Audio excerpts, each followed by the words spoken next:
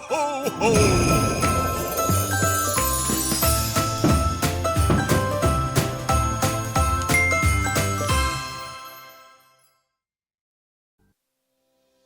Prabowo kembali meninjau sejumlah lokasi terdampak bencana di kawasan Sumatera bagian utara. Dalam kesempatan kali ini, ia mengunjungi beberapa titik di kawasan Sumatera Barat untuk melihat langsung bagaimana perbaikan infrastruktur vital dilaksanakan. Bicara soal perbaikan kondisi usai bencana, Kementerian Pendidikan Dasar dan Menengah berencana untuk menerapkan metode pembelajaran berjenjang bagi siswa terdampak banjir Sumatera. Hal ini dilakukan untuk memastikan berputarnya kembali layanan pendidikan pasca bencana bagi anak-anak sekolah. Bagaimana efektivitas program ini ke depan? Adakah celah yang perlu dimitigasi dalam proses pelaksanaannya? Menghadirkan Wakil Ketua Komisi 10 DPR RI, lalu Hadrian Irvani, ikuti diskusinya dalam editorial review. Beralih ke berita daerah, Detik Sore akan mengulas peristiwa penolakan penguburan jenazah di Sidoarjo, Jawa Timur. Rombongan peziarah yang ingin memakamkan kerabatnya langsung dihentikan oleh sejumlah warga Desa Grogol, Kecamatan Tulangan, Kabupaten Sidoarjo. Atas tindakan ini, muncul adu mulut antara warga perumahan Surya Kencana dan warga Desa Grogol. Apa yang sebenarnya terjadi? Ikuti laporan jurnalis Detik Jatim selengkapnya. Jelang petang nanti, Detik Sore akan mengulas bagaimana ekosistem digital di investasi emas. Metode ini muncul sebagai jawaban yang relevan dengan menawarkan keseimbangan antara stabilitas dan kemudahan. Tantangannya justru bermuara pada memupuk kesadaran anak muda untuk berinvestasi emas. Apa kunci utama meyakinkan generasi muda untuk berinvestasi emas? Ikuti diskusinya dalam Sunset Talk. Simak berita-berita menarik Detikcom dalam sehari secara langsung hanya di Detik Sore. Jangan lupa follow media sosial kita agar tidak ketinggalan update berita terbaru. Sekarang mari kita sambut host kita, Eduardo Simorangkir dan Eiza Makfira. Detik Sore nggak cuma hore-hore. Ho ho ho ho ho. Yang ada ho-ho-ho-nya lagi. 2 hari kemarin aja ternyata. Oh ya udah. Hehehehe. Hehehe, kita balik lagi. Menyapa Detik Sore hari ini. Selamat hari Kamis manis. Akhirnya sudah hari Kamis. Aku tidak sabar menantikan akhir pekan ini. Akhir pekan. Udah akhir pekan ya Kamisnya ya. Abis menyelesaikan pekerjaan yang mana nih? Aduh. Sampai kayak udah berasa akhir pekan aja. Iya, nggak sabar. Detikers sekarang udah mau masuk ke tanggal 20 kan. Artinya 11 hari lagi kita akan menuju tahun 2026. Yeay. Semangat baru akan kita jelang juga di tahun 2026 dengan resolusi baru, dengan semangat yang baru. Aku sih resolusinya masih sama yang baru. kemarin. Oh. Karena masih belum ke checklist. Sayang, kasihan ya. Gak apa-apa, yang berarti tapi sebenarnya berproses dan berprogres sampai ada di titik sekarang juga pasti udah lebih daripada tahun lalu dong. Alhamdulillah. Amin. Alhamdulillahnya agak gagu ya di awal ya. Ragu ya. Gue lebih ke alhamdulillah. Alhamdulillah Pak, astagfirullah ya. Tapi semua harus disyukuri Detikers. Karena hari ini kita masih bisa hadir lagi buat Detikers semua sampai ke jam 5:30 sore nanti ya. Dengan keadaan yang sehat, mudah-mudahan Detikers juga begitu. Kalaupun lagi sakit, mudah-mudahan semangat terus untuk bisa kembali pulih. Betul. Seperti saudara-saudara kita di utara Sumatera juga. Betul sekali. Masih banyak sebetulnya updatean yang juga mau kita berikan juga buat Detikers terkait juga apa yang terjadi di bagian utara Sumatera juga hari ini yang menjadi salah satu menu kita sore hari ini. Betul. Selain itu kita juga masih punya update soal SEA Games juga. SEA Games juga termasuk. Nanti juga kita mau ke daerah, mau lihat informasi unik dari daerah biasanya kita dapat. Nah kali ini uniknya adalah katanya ada jenazah yang ditolak dimakamkan di sebuah TPU di sebuah daerah di Jawa. Kenapa? Kok bisa? Nanti kita akan elaborasi Detikers. Dan juga nanti akan di akhir segmen dari sore hari ini kita akan kembali ngobrol soal emas ya. Biasa emas. Nih kalau apalagi akhir tahun ya. Iya. Biasanya borong tuh orang-orang. Oh, menurut gua fenomenanya mungkin gak cuma di akhir tahun tapi di hari raya juga. Karena gak jarang nih sebenarnya yang mungkin senangnya adalah biar punya perhiasan dipakai pada saat hari raya. Itu tren yang mungkin di angkatan atas kita ya, terutama juga mungkin mostly adalah mama-mama, emak-emak gitu, ibu-ibu. Iya. Karena kalau laki-laki katanya nggak boleh pakai emas ya. Betul, di muslim nggak boleh. Di Muslim Tapi nggak kalau boleh. beliin istrinya, Boleh anak banget. perempuan ditunggu ya. Boleh banget.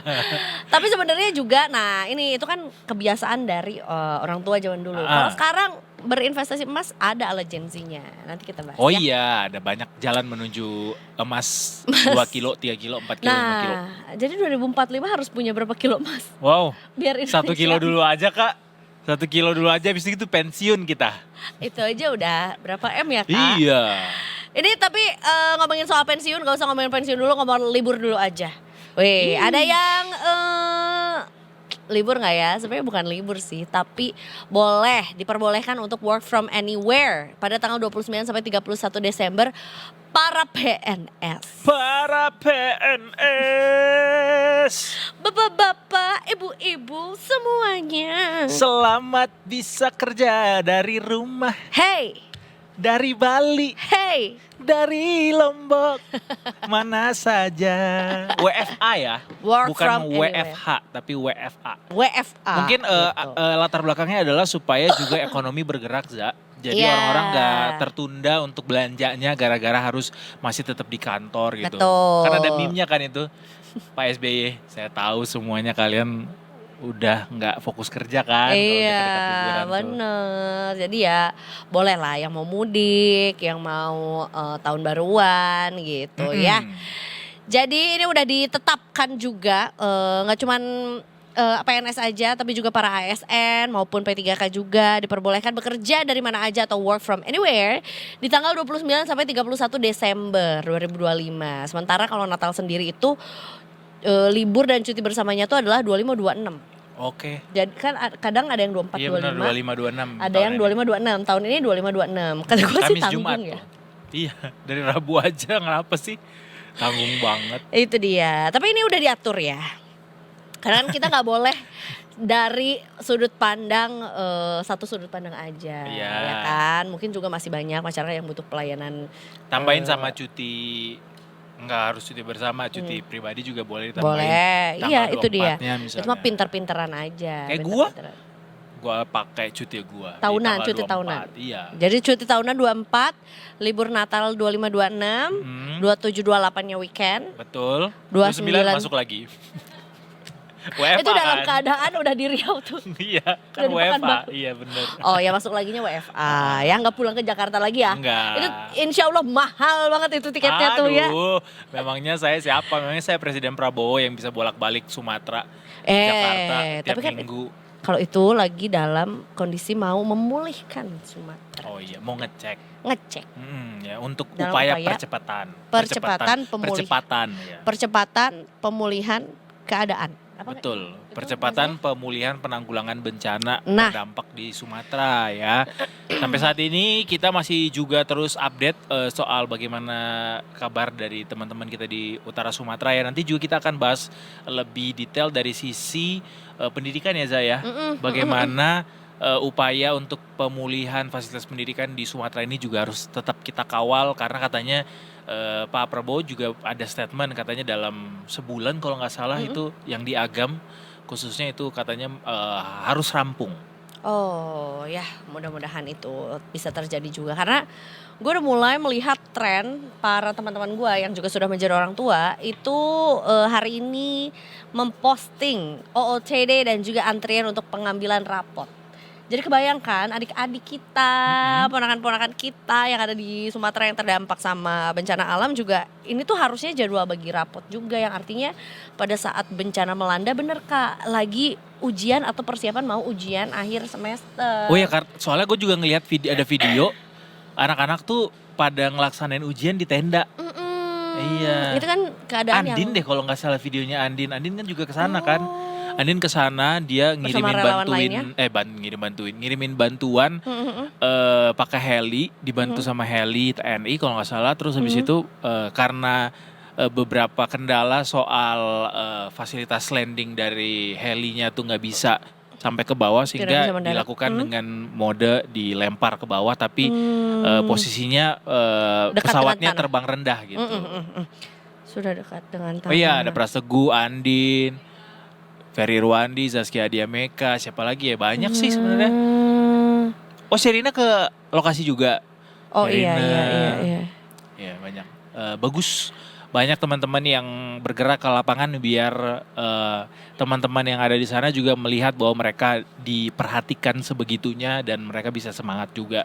Itu dia. Dari video-video di sosial media yang kita yang baru aja aku lihat postingannya Andin ini udah 2 hari lalu sebetulnya ya. Mm-mm. Yaitu adalah mencari desa-desa yang masih sulit diakses dari luar gitu ya, karena memang jembatannya terputus gitu ya, dan juga jalanannya tertutup lumpur, dan juga ini lumpur yang mengering ya, dan cukup tinggi juga, jadi pohon-pohon juga udah tinggal jambulnya aja tuh Iya betul. terendam oleh jadinya apa ya, tanah liat gitu kan, kalau lumpur kena panas dan juga mengering juga. Betul. Gitu. Termasuk juga ya kita doakan semoga rekan-rekan relawan ya, dari apapun backgroundnya, mau seniman, mau penyanyi gitu, mau seniman tuh Mau penyanyi, influencer, mau influencer, mau YouTuber, atau atau warga biasa juga nggak apa-apa. warga-warga biasa juga sama seperti kita, mudah-mudahan juga diberikan keselamatan pada saat memberikan bantuan untuk saudara-saudara kita. Termasuk juga ini nih program soal penargetan hunian sementara pengungsi yang diharapkan rampung di akhir bulan inilah ya. Gitu, mudah-mudahan juga segera terlaksana ya. Seperti yang kita tahu juga nih, kan tadi Kak Edo juga sempat bilang Presiden Prabowo ini lagi bolak-balik nih ya ke berbagai daerah di Sumatera, termasuk di Agam Sumatera Barat juga ya. Salah satu yang ditinjau itu adalah posko pengungsian dan pembangunan hunian sementara. Posko pengungsian dan pembangunan hunian sementara untuk masyarakat yang juga terdampak ya. Dan kemudian katanya sudah mulai dibangun gitu, dan juga sudah segera bisa dipakai oleh masyarakat yang terdapat bencana. Dan hunian tetap bagi masyarakat juga mudah-mudahan segera dibangun oleh pemerintah juga. Dan ini ditujukan untuk masyarakat yang rumahnya sama sekali tidak bisa ditinggali, atau yang paling parah atau sangat rusak juga huniannya, rumahnya gitu. Nah, dalam sidang Kabinet Paripurna Senin lalu, Menteri PKP juga udah memaparkan udah ada sekitar 2.600 unit rumah yang akan dibangun pertama kali untuk korban bencana, dan dibangun dari biaya non APBN. Ada di 30 titik berbeda yang tersebar di Aceh, Sumatera Utara, dan juga Sumatera Barat. Kita kawal terus ya. Iki loh. Dari biayanya non APBN tapi ya. Duit siapa tuh? Kira-kira kalau dari non APBN kita punya uang dari mana lagi Kak? Bisa jadi. Genuine asking. Iya, berarti ini dari korporasi mungkin, atau dari CSR gitu-gitu. Kalau dari non APBN, kalau dibilang dari utang, katakanlah utang atau hibah, itu juga masuk dari APBN harusnya ya. Gitu sih. Anyway, APBD juga sumbernya dari APBN sebagian besar. Itu ya disalurkan ya. Di tengah saudara-saudara kita yang sedang berjuang untuk pulih dari keterpurukan akibat bencana banjir dan juga longsor di Sumatera, ini juga ada yang lagi berjuang Detikers untuk memperjuangkan hak mereka.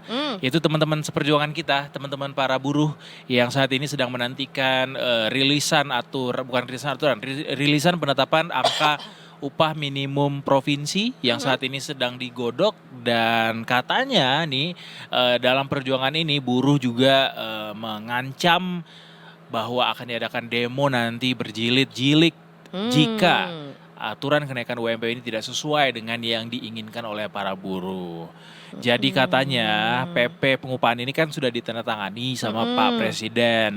Dan PP ini akan jadi acuan dalam penentuan kenaikan upah minimum provinsi 2026.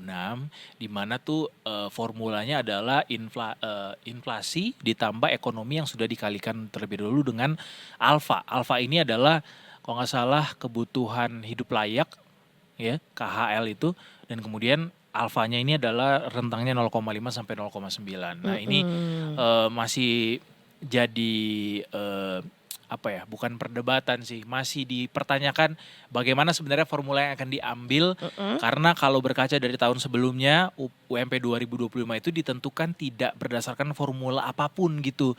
Jadi tiba-tiba angkanya dapat 6,5% gitu ya.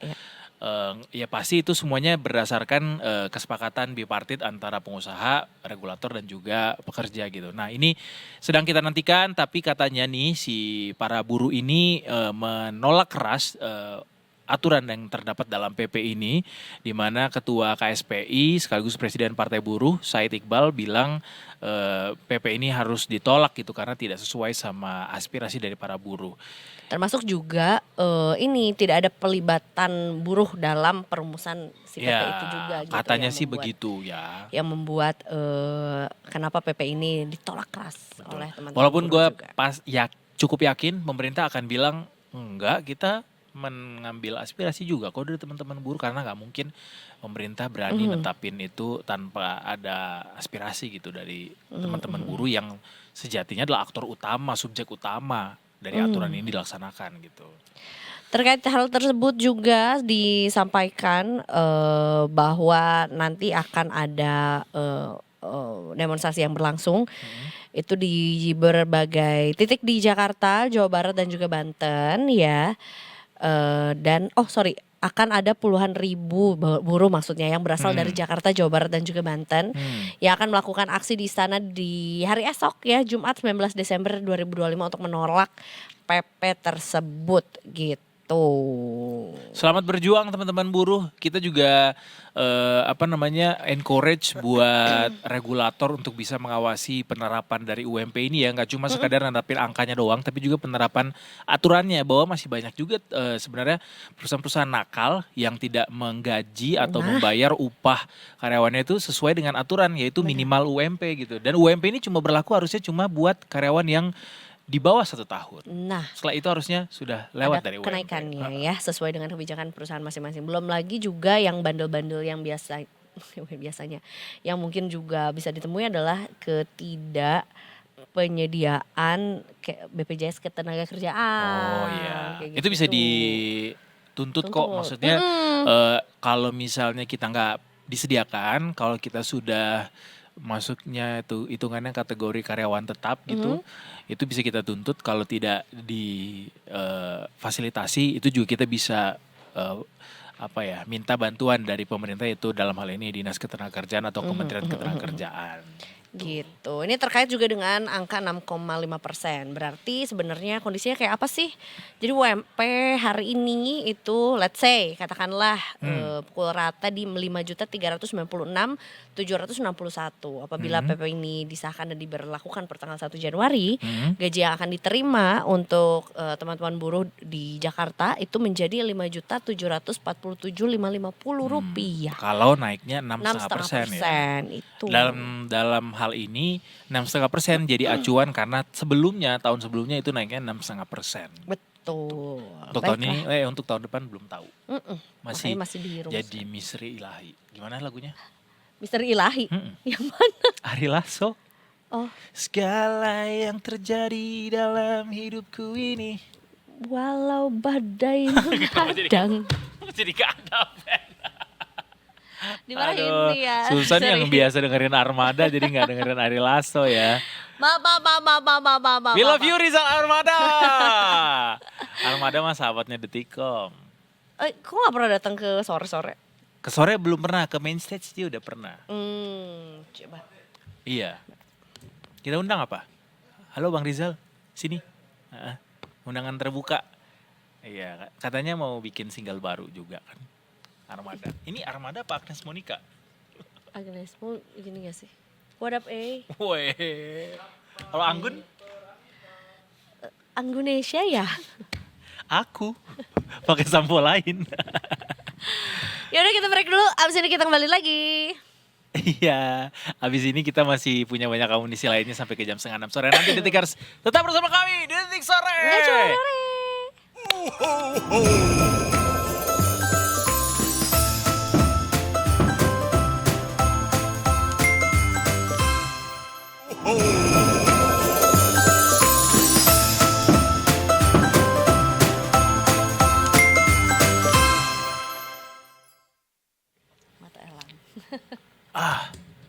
It was so good. Dari Solas. Oh, makan risoles hari ini ya. Aku hari ini ditemani dengan air jahe. Boleh ya, kali ini dispensasi ya, ada tumbler di meja. Aduh, emang cuaca tidak menentu ya. Makanya. Kemarin kita sempat bahas juga ada siklon-siklon yang memang mengepung Indonesia gitu. Gitu, makanya apa? Makanya harus bisa pinter-pinter jaga kesehatan Detikers. Kalau udah tahu musim hujan, jangan belinya es krim. Enggak, Jangan makannya gorengan. enggak. Jangan makannya kulit durian. Gimana nggak gatel ya tenggorokannya ya?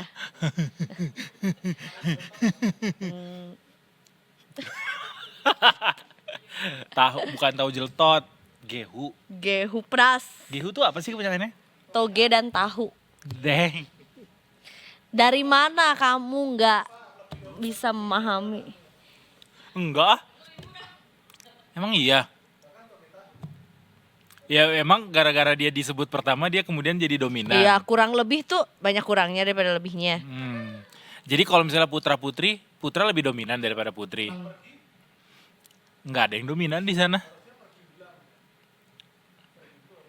Boleh kita lanjut ke topik kita yang saat Iya ini nih. akan kita bicarakan, yaitu kata Mbak Mira Rahmalia, redaktur Detik Jatim, yang akan dengan sangat informatif melaporkan ke kita soal informasi unik nih dari Sidoarjo yang katanya ada pemakaman jenazah yang kemudian ditolak dan berpindah TPU jadinya. Nah, kok bisa terjadi Kok seperti bisa? itu dan bahkan Kok juga iso? kok iso?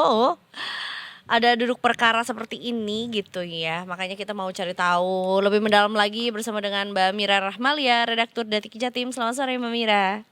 Selamat sore, Odo dan Iza di studio. Apa kabar Apa teman-teman? kabar Baik Mbak sekali, Mira? long It's time been no a see. while. Iya loh. Iya, long time no see juga loh teman-teman. Semoga Kak Iza cepat sembuh ya.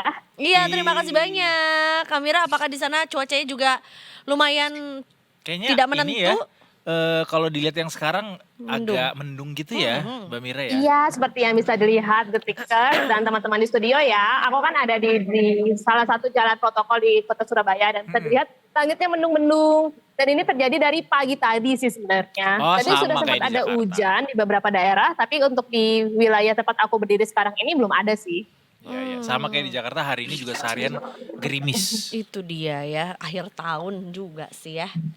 Tapi ini ada aja sih Mbak Mira, info yang juga kita terima gitu ya, mengenai adanya penolakan jenazah gitu ya, yang sebetulnya kalau yang aku tangkap sih sudah siap atau sudah akan dimakamkan, Iya. tapi kemudian ada pertentangan, Penolakan ada gitu ya. penolakan yang akhirnya juga mau tak mau keluarga memindahkan gitu ya jenazah ini ke TPU atau ke daerah lain juga. Ini seperti apa Mbak Mira kisahnya? Oke, Kak Edo, Kak Iza, betul sekali. Jadi ini terjadi di Sidoarjo begitu ya. Ada pemakaman seorang warga di sana yang kemudian ditolak oleh beberapa oknum gitu ya. Dan kemudian videonya viral di media sosial. Jadi jenazah yang ditolak tersebut merupakan warga perumahan Surya Kencana, Desa Grogol, bernama Khairuddin, umur 77 tahun. Almarhum sendiri ini meninggal pada Selasa 16/12/2025 pada sekitar waktu maghrib begitu ya. Nah, kemudian oleh pihak keluarga, almarhum berencana dimakamkan pada waktu Rabu pagi begitu di TPU Desa Grogol. Nah, tapi saat rombongan datang begitu ya, mereka dihadang kemudian oleh sekelompok warga yang tiba-tiba ada di kompleks pemakaman tersebut. Nah, penolakan ini diceritakan terjadi saat keranda hendak memasuki area pemakaman. Jadi bayangin aja ya, sudah keranda bersama Iya. rombongan keluarga dan kerabat serta teman gitu sudah memasuki area TPU dan kemudian ada sekelompok warga yang menolak pemakaman tersebut begitu. Nah, sebenarnya sudah ada upaya mediasi saat itu oleh aparat TNI Polri yang di lokasi. Namun tidak membuahkan hasil dan bahkan malah situasinya semakin memanas. Akhirnya keluarga begitu ya membawa kembali keranda tersebut. Nah, proses membawa kembali keranda ini juga tidak mudah karena memang akses ke TPU ini sangat sempit ya. Jadi kalau dilihat di video yang viral, mungkin bisa di-play videonya teman-teman. Ya, Itu kerandanya tuh melewati tembok gitu loh Kak Edo dan Kak Iza. Jadi sangat dramatis lah. situasinya saat itu. Gitu. Baik. Oke, Kak, tapi ini tujuan awalnya adalah TPU umum gitu. Apakah warga yang juga melakukan penghadangan gitu dan juga melakukan penolakan terhadap jenazah yang datang tuh punya alasan mengapa sebetulnya jenazah ini tidak diterima gitu di TPU ini? Oke, Kak Iza. Jadi laporan dari reporter kami, Pak Suparto di lapangan, itu yang mewawancarai beberapa narasumber mengungkapkan bahwa sebenarnya sengketa ini adalah hasil dari sengketa fasilitas umum yang sudah berlangsung cukup lama begitu. Nah, sebenarnya sudah ada beberapa narasumber yang diwawancarai di lokasi. Salah satunya adalah Kapolsek Tulangan AKP Rizky Arif yang menyebutkan bahwa akar masalah sebenarnya bukan sengketa lahan makam, tapi salah satunya adalah sengketa fasum yang sudah cukup lama berlangsung di daerah itu. Nah, di belakang perumahan itu sebenarnya ada saluran irigasi yang tadinya mau dibuat jalan begitu ya, untuk agar warga desa itu bisa beraktivitas di situ. Maksudnya biar mereka tidak memutar jauh begitu loh. Tapi memang belum ada kesepakatan karena ada beberapa pihak juga yang menyebut bahwa di situ tuh sebenarnya adalah fasilitasnya perumahan gitu. Jadi nggak boleh dibuat jalan. Ada yang bilang kayak gitu. Walaupun sebenarnya mayoritas warga dan masyarakat itu sudah menyepakati bahwa boleh aja dibuat jalan di situ. Nah, karena sengketa fasum inilah kemudian fasum yang menuju si TPU ini juga dipersoalkan gitu. Jadi sebenarnya bukan masalah sengketa lahan si TPU-nya, tapi akses jalannya yang kemudian memicu perdebatan ini. Nah, ada salah satu statement yang lucu sebenarnya waktu pas ada di lokasi di sana, di mana katanya waktu itu ada warga yang sempat bilang, boleh dimakamkan di sini, tapi tidak boleh dilewati jalan ini. Jadi mereka terserah disuruh nyebrangin sungai atau disuruh ngapain gitu. Laporan reporter kamu di Sampanan itu sangat mumet begitu loh waktu di lapangan itu. Berarti Jadi harusnya bisa aja dong masuk ke dalam dimakamkan di TPU tersebut. ya bisa aja. Cuman permasalahannya adalah akses jalannya. Akses jalannya ini ditutup warga karena merasa akses jalannya ini tuh bukan fasilitas umum milik si perumahan ini gitu loh. Tapi juga untuk jenazah gitu yang akan dimakamkan, warga tidak terbuka hatinya untuk membuka akses tersebut? Nah itu Kak, jadi kalau diceritakan oleh teman-teman di lapangan kemarin ya itu tuh situasinya tuh chaos banget gitu loh. Bahkan sudah ada mediasi bersama Koramil, kepolisian, Babinsa setempat juga itu sudah mengupayakan adanya titik temu supaya jenazah bisa dimakamkan di lokasi itu ya. Tapi memang tidak ada titik temu dan bahkan sempat keluarga ini yang mengaku pada kami sangat sedih ya karena adanya peristiwa ini itu katanya kalau mereka tidak mundur itu bisa juga terjadi kekerasan begitu. Akhirnya keluarga memilih mengalah dan memakamkan ayahandanya itu di tempat lain di TPU Praloyo yang memang jaraknya cukup jauh. Sebenarnya keluarga juga menyayangkan ya, tadi seperti yang aku bilang tadi, salah satunya adalah kenapa mereka menyayangkan ini, karena mereka tuh tadinya pengen ayahnya dimakamkan di sebelah ibunya yang sebelumnya sudah dimakamkan di TPU tersebut gitu. Berarti solusinya bukan ke TPU yang sama tapi mencari jalan lain ya, tapi dipindahkan ke TPU yang lain juga gitu. Kak Eza, Sementara karena sudah ditutup gitu full. Kalau misalnya bisa dilihat di video-videonya ya, kayak di sini di tembok, sini tembok. Jadi waktu pas awal rombongan datang itu mereka lewat pagar. Mereka buka pagarnya masih bisa, terus tapi akses jalan itu sulit banget karena di tembok-tembok. Nah, setelah melewati tembok-tembok yang seperti itu, ada penghadangan juga dari warga, dari oknum ya. Gitu. Nah, makanya kemudian mereka mau keluar lagi pun makin sulit kan. Akhirnya daripada mereka melewati akses yang sangat sulit itu, akhirnya si jenazahnya ya itu melewati tembok itu gitu Kak Iza. Warga ini mewakili siapa ya Mbak Mira dan bagaimana respons dari barangkali ketua RT atau RW setempat terkait aktivitas tersebut? Nah sebenarnya teman-teman reporter kami di lapangan sudah mengupayakan untuk bisa mewawancarai warga yang memang pihaknya berada di sisi kontra begitu ya, yang kemudian melakukan penghalangan pemakaman ini. Namun memang belum bisa mewawancarainya sampai saat ini begitu. Tapi memang masih kami terus upayakan ya Kak Edo dan Kak Eza. Mungkin bisa ditunggu di Detik Jatim ya. Siap. Update-nya. termasuk juga ini keluarga ya kan, Hmm. bahwa mengangkut keranda tuh kan pasti ramean ya, mau tetangga, kerabat, keluarga gitu ya. Bagaimana responsnya mengenai hal ini?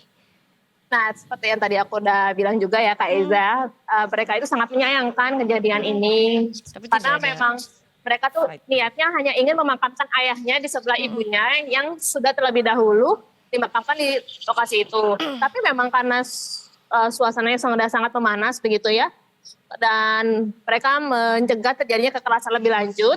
Akhirnya mereka memilih mengalah dan memakamkan ayahnya di lokasi yang cukup jauh dari rumah, tepatnya di TPU Praloyo, dan ini berlangsung pada pukul 9 malam. Jadi bisa dibayangkan ya betapa lelahnya mediasi dan sekian waktu panjang begitu harus menunggu sampai bisa dimakamkan di aksi jam 9 malam itu. Jadi sampai saat ini kalau misalnya ada warga yang ingin memakamkan jenazah kerabat atau keluarganya di lokasi tersebut, gimana Mbak Mira? Sebenarnya waktu mediasi yang awal gitu ya, diceritakan oleh kepala kayak ketua paguyuban perumahan itu, masih diperbolehkan dimakamkan asal ada pengamanan aparat yang berwajib begitu ya. Nah ini tuh kemarin unsur ini sudah dipenuhi oleh pihak keluarga, tapi tidak bisa juga dimakamkan begitu. Nah jadi ini kita juga masih menunggu ya, apakah ada proses mediasi lebih lanjut untuk mencegah terulangnya kejadian serupa di masa depan. I see. Baiklah kalau begitu. Ada aja ya Ada serba-serbi aja, manusia. iya betul. Kayaknya agak miris ya, Miris karena banget. mau dimakamin gitu ya. Termasuk juga tadi sebetulnya sempat ditayangkan juga sama kita juga, temboknya beneran Ditutup. ditutupin gitu ya, di Iya, batu temboknya dibikin setinggi hidung tembok orang baru dewasa gitu. katanya. Nah, Mungkin kalau orangnya setinggi aku ya, aku kan kecil ya, mungkin di atas aku kayaknya temboknya. iya itu dia, karena tidak Kemarin boleh ada yang melalui bukan nembokin, ngehalangin jalan depan jalan, rumahnya, akses jadi nggak bisa rumah, lewat depan iya. rumahnya. Sekarang Makanya begini. itu dia ya, semoga tidak terjadi lagi kejadian terulang. Tapi kalau mungkin sekali. ya dari sisi warganya yang merasa ini kan jalannya jalan komplek gitu ya, ya dibuatkanlah solusinya gitu ya, Iya. biar masyarakat yang kan nggak cuma mau nguburin aja, yang mau nyekar mungkin gitu ya, Iya, betul sekali. itu juga jadi tidak saling mengganggu lah gitu kurang lebih. Baiklah Baik Mbak kalau Mira, gitu terima terima kasih kasih banyak. banyak Mbak Mira Terima kasih banyak Kak Edo, Kak untuk Iza. informasinya. Sering-sering ya laporan ke kita. Kita nantikan lagi Siap. laporan lainnya juga. Sehat selalu. Udah mulai rame Sehat belum selalu. di Ya. sana menjelang Nataru liburan? Ya, siap. Baik Mbak Mira, makasih. Gile. Terima kasih Kak Edo, Kak Iza. Nanti nanyanya ke kita nggak ada ke daerah lagi ya. Enggak ada. Besok deh Mau daerah mana kira-kira? ke Papua. Boleh. Ya siapa tahu ada yang mau liburan bosen kan di Kan banyak juga sekarang anak timur merantau dan kemudian balik lagi harusnya. ini ya mudik-mudik juga. Mm-mm. Atau ke Kartens boleh nggak akhir tahun? Kejauhan Kak. Kan gue nanyanya yang liburan. Oh iya. Dan POV dari gua adalah ke Kartens tuh kayak mager banget. Pulang kampung terus ke Kartens. Pulang kampung gue pengennya santai-santai, Iya makan benar, masakan orang tua. ini ya ikan kuning ya, saus apa? Kuah Bang. kuning. Iya itu bisa juga. Makan nasi padang sih kalau gua. Boleh. Tidak ada nasi padang seenak nasi padang di Pekanbaru. Penasaran? Wow. Datang ke Pekanbaru sekarang. Ini langsung banyak nih yang udah siap untuk mendebat tuh tadi. Langsung bangkit dari kursinya juga. Pasti mereka sepakat dengan apa yang saya bilang. Benar, bukan begitu teman-teman semua? Yang dari Palembang juga begitu kan? Kalau Palembang tuh beda sih sama Pekanbaru. Kalau Palembang tuh lebih ke Melayu. Jadi apa ya? Size santan dan juga sambelnya tuh beda. Iya. Talking about Palembang, gue hari ini juga nggak sabar untuk pulang Ke Palembang. ke rumah karena gue baru saja Pempek Palembang. mengirimkan candy ke rumah. Iya, gue akan pempek party at home. Keren. Percuko-cukoan ya. Oh iya, Nggak cuko. apa-apa Dari lah. mana pempeknya? Dari Palembang. Siapa yang beli dari sana? Oh, kirain ada saudara kerabat gitu yang habis dari Palembang terus nitip. Belum pernah. Emang ada? Tapi enak ya? Tapi kalau di sana tuh udah pasti semuanya tenggiri ya? Iya kan? Jadi mungkin juga ya Emang kalau harus di sini ada pempeknya standarnya. dari mana ikannya? Mungkin ada fusion ya. Mungkin ada fusion atau Sapu-sapu ya. itu di SD. Aduh. Ini nuduh. Dulu zamannya ini Zaman kita. reportase investigasi ya. Penelusuran. Iya betul. Tapi ikan sapu kan boleh dimakan juga. Gak boleh. Boleh. Gak boleh tahu itu banyak racunnya. Masa sih? Iya. Kalau nggak dibersihin sapunya. Sebab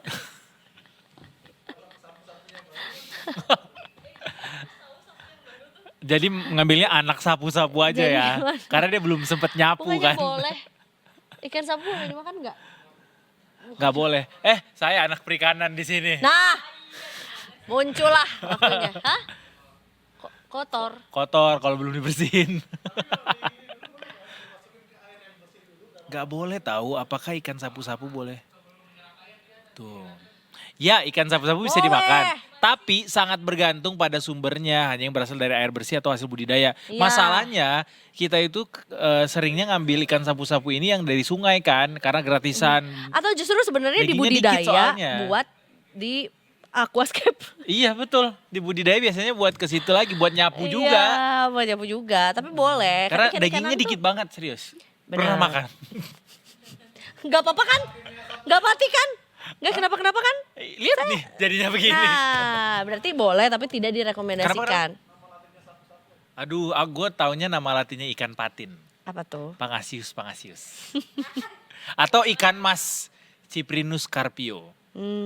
Atau ikan lele. Lactobacillus protectus. Bisa gue juga. Itu bakteri ya kak. Oh ya oke. Catfish. Lele.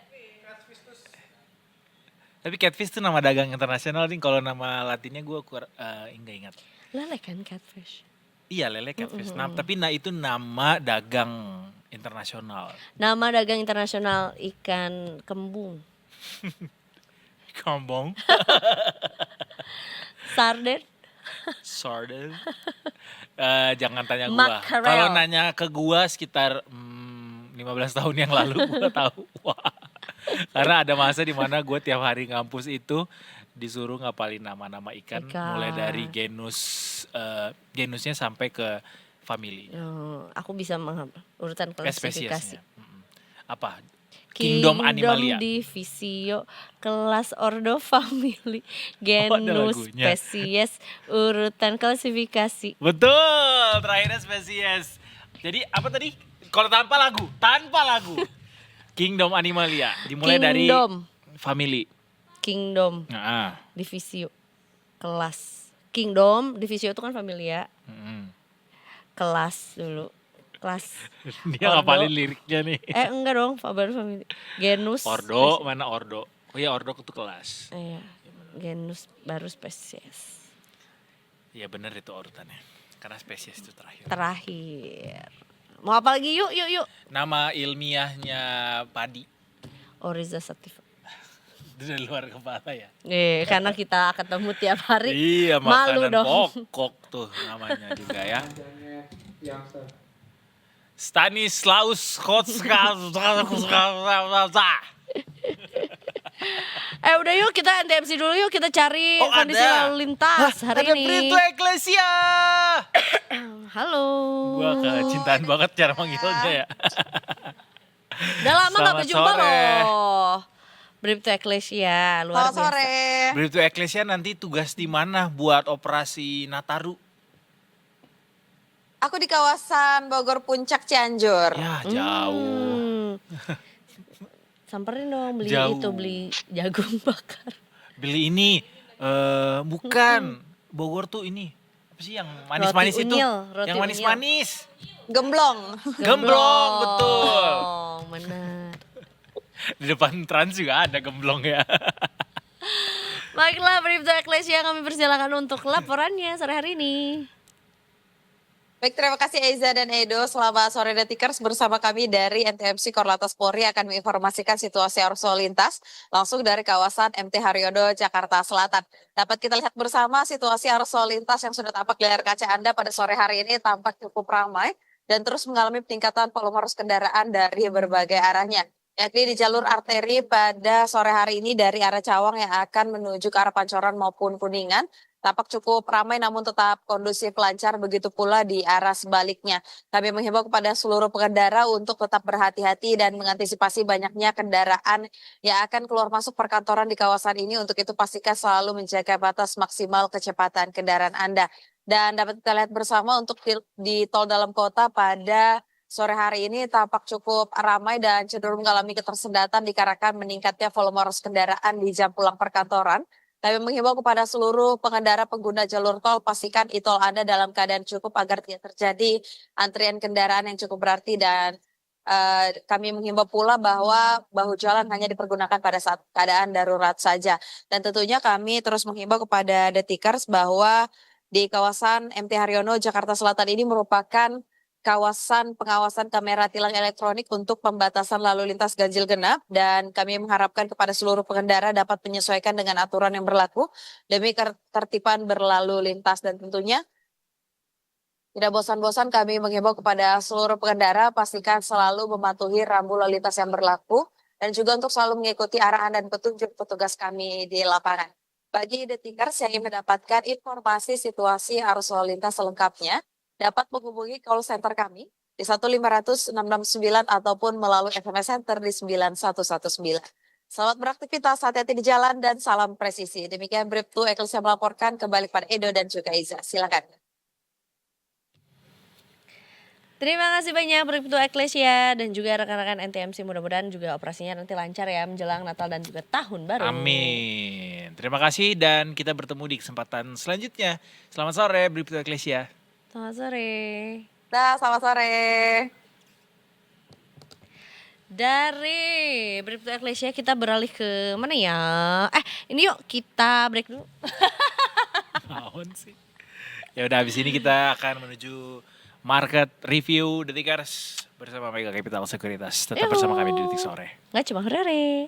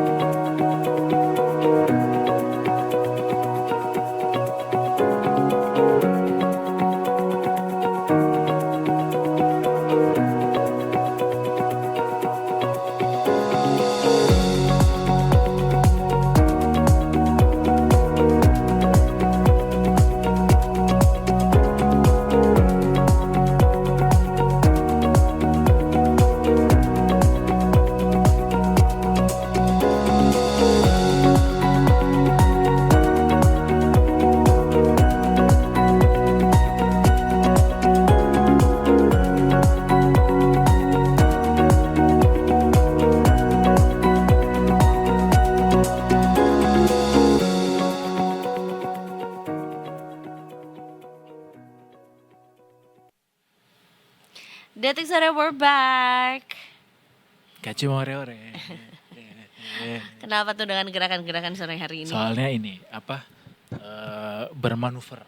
Oh, bermanuver. Ada aja gerakan dan gebrakannya gitu. Gerakan-gebrakan dari dalam dan luar negeri. Wow. Memang sih mau kita bahas juga ya. Yes. Bersama dengan Mas Haikal dari Mega Capital Sekuritas. Selamat sore.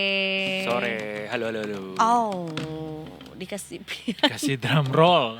Tapi lo nya begini ya, kirain piano ya. Nah, drum roll boleh lah. Banyak gula nih. Iya, sugar rush emang hari ini. Haha, iya kakal. Haikal. Oh, oke, Dodo.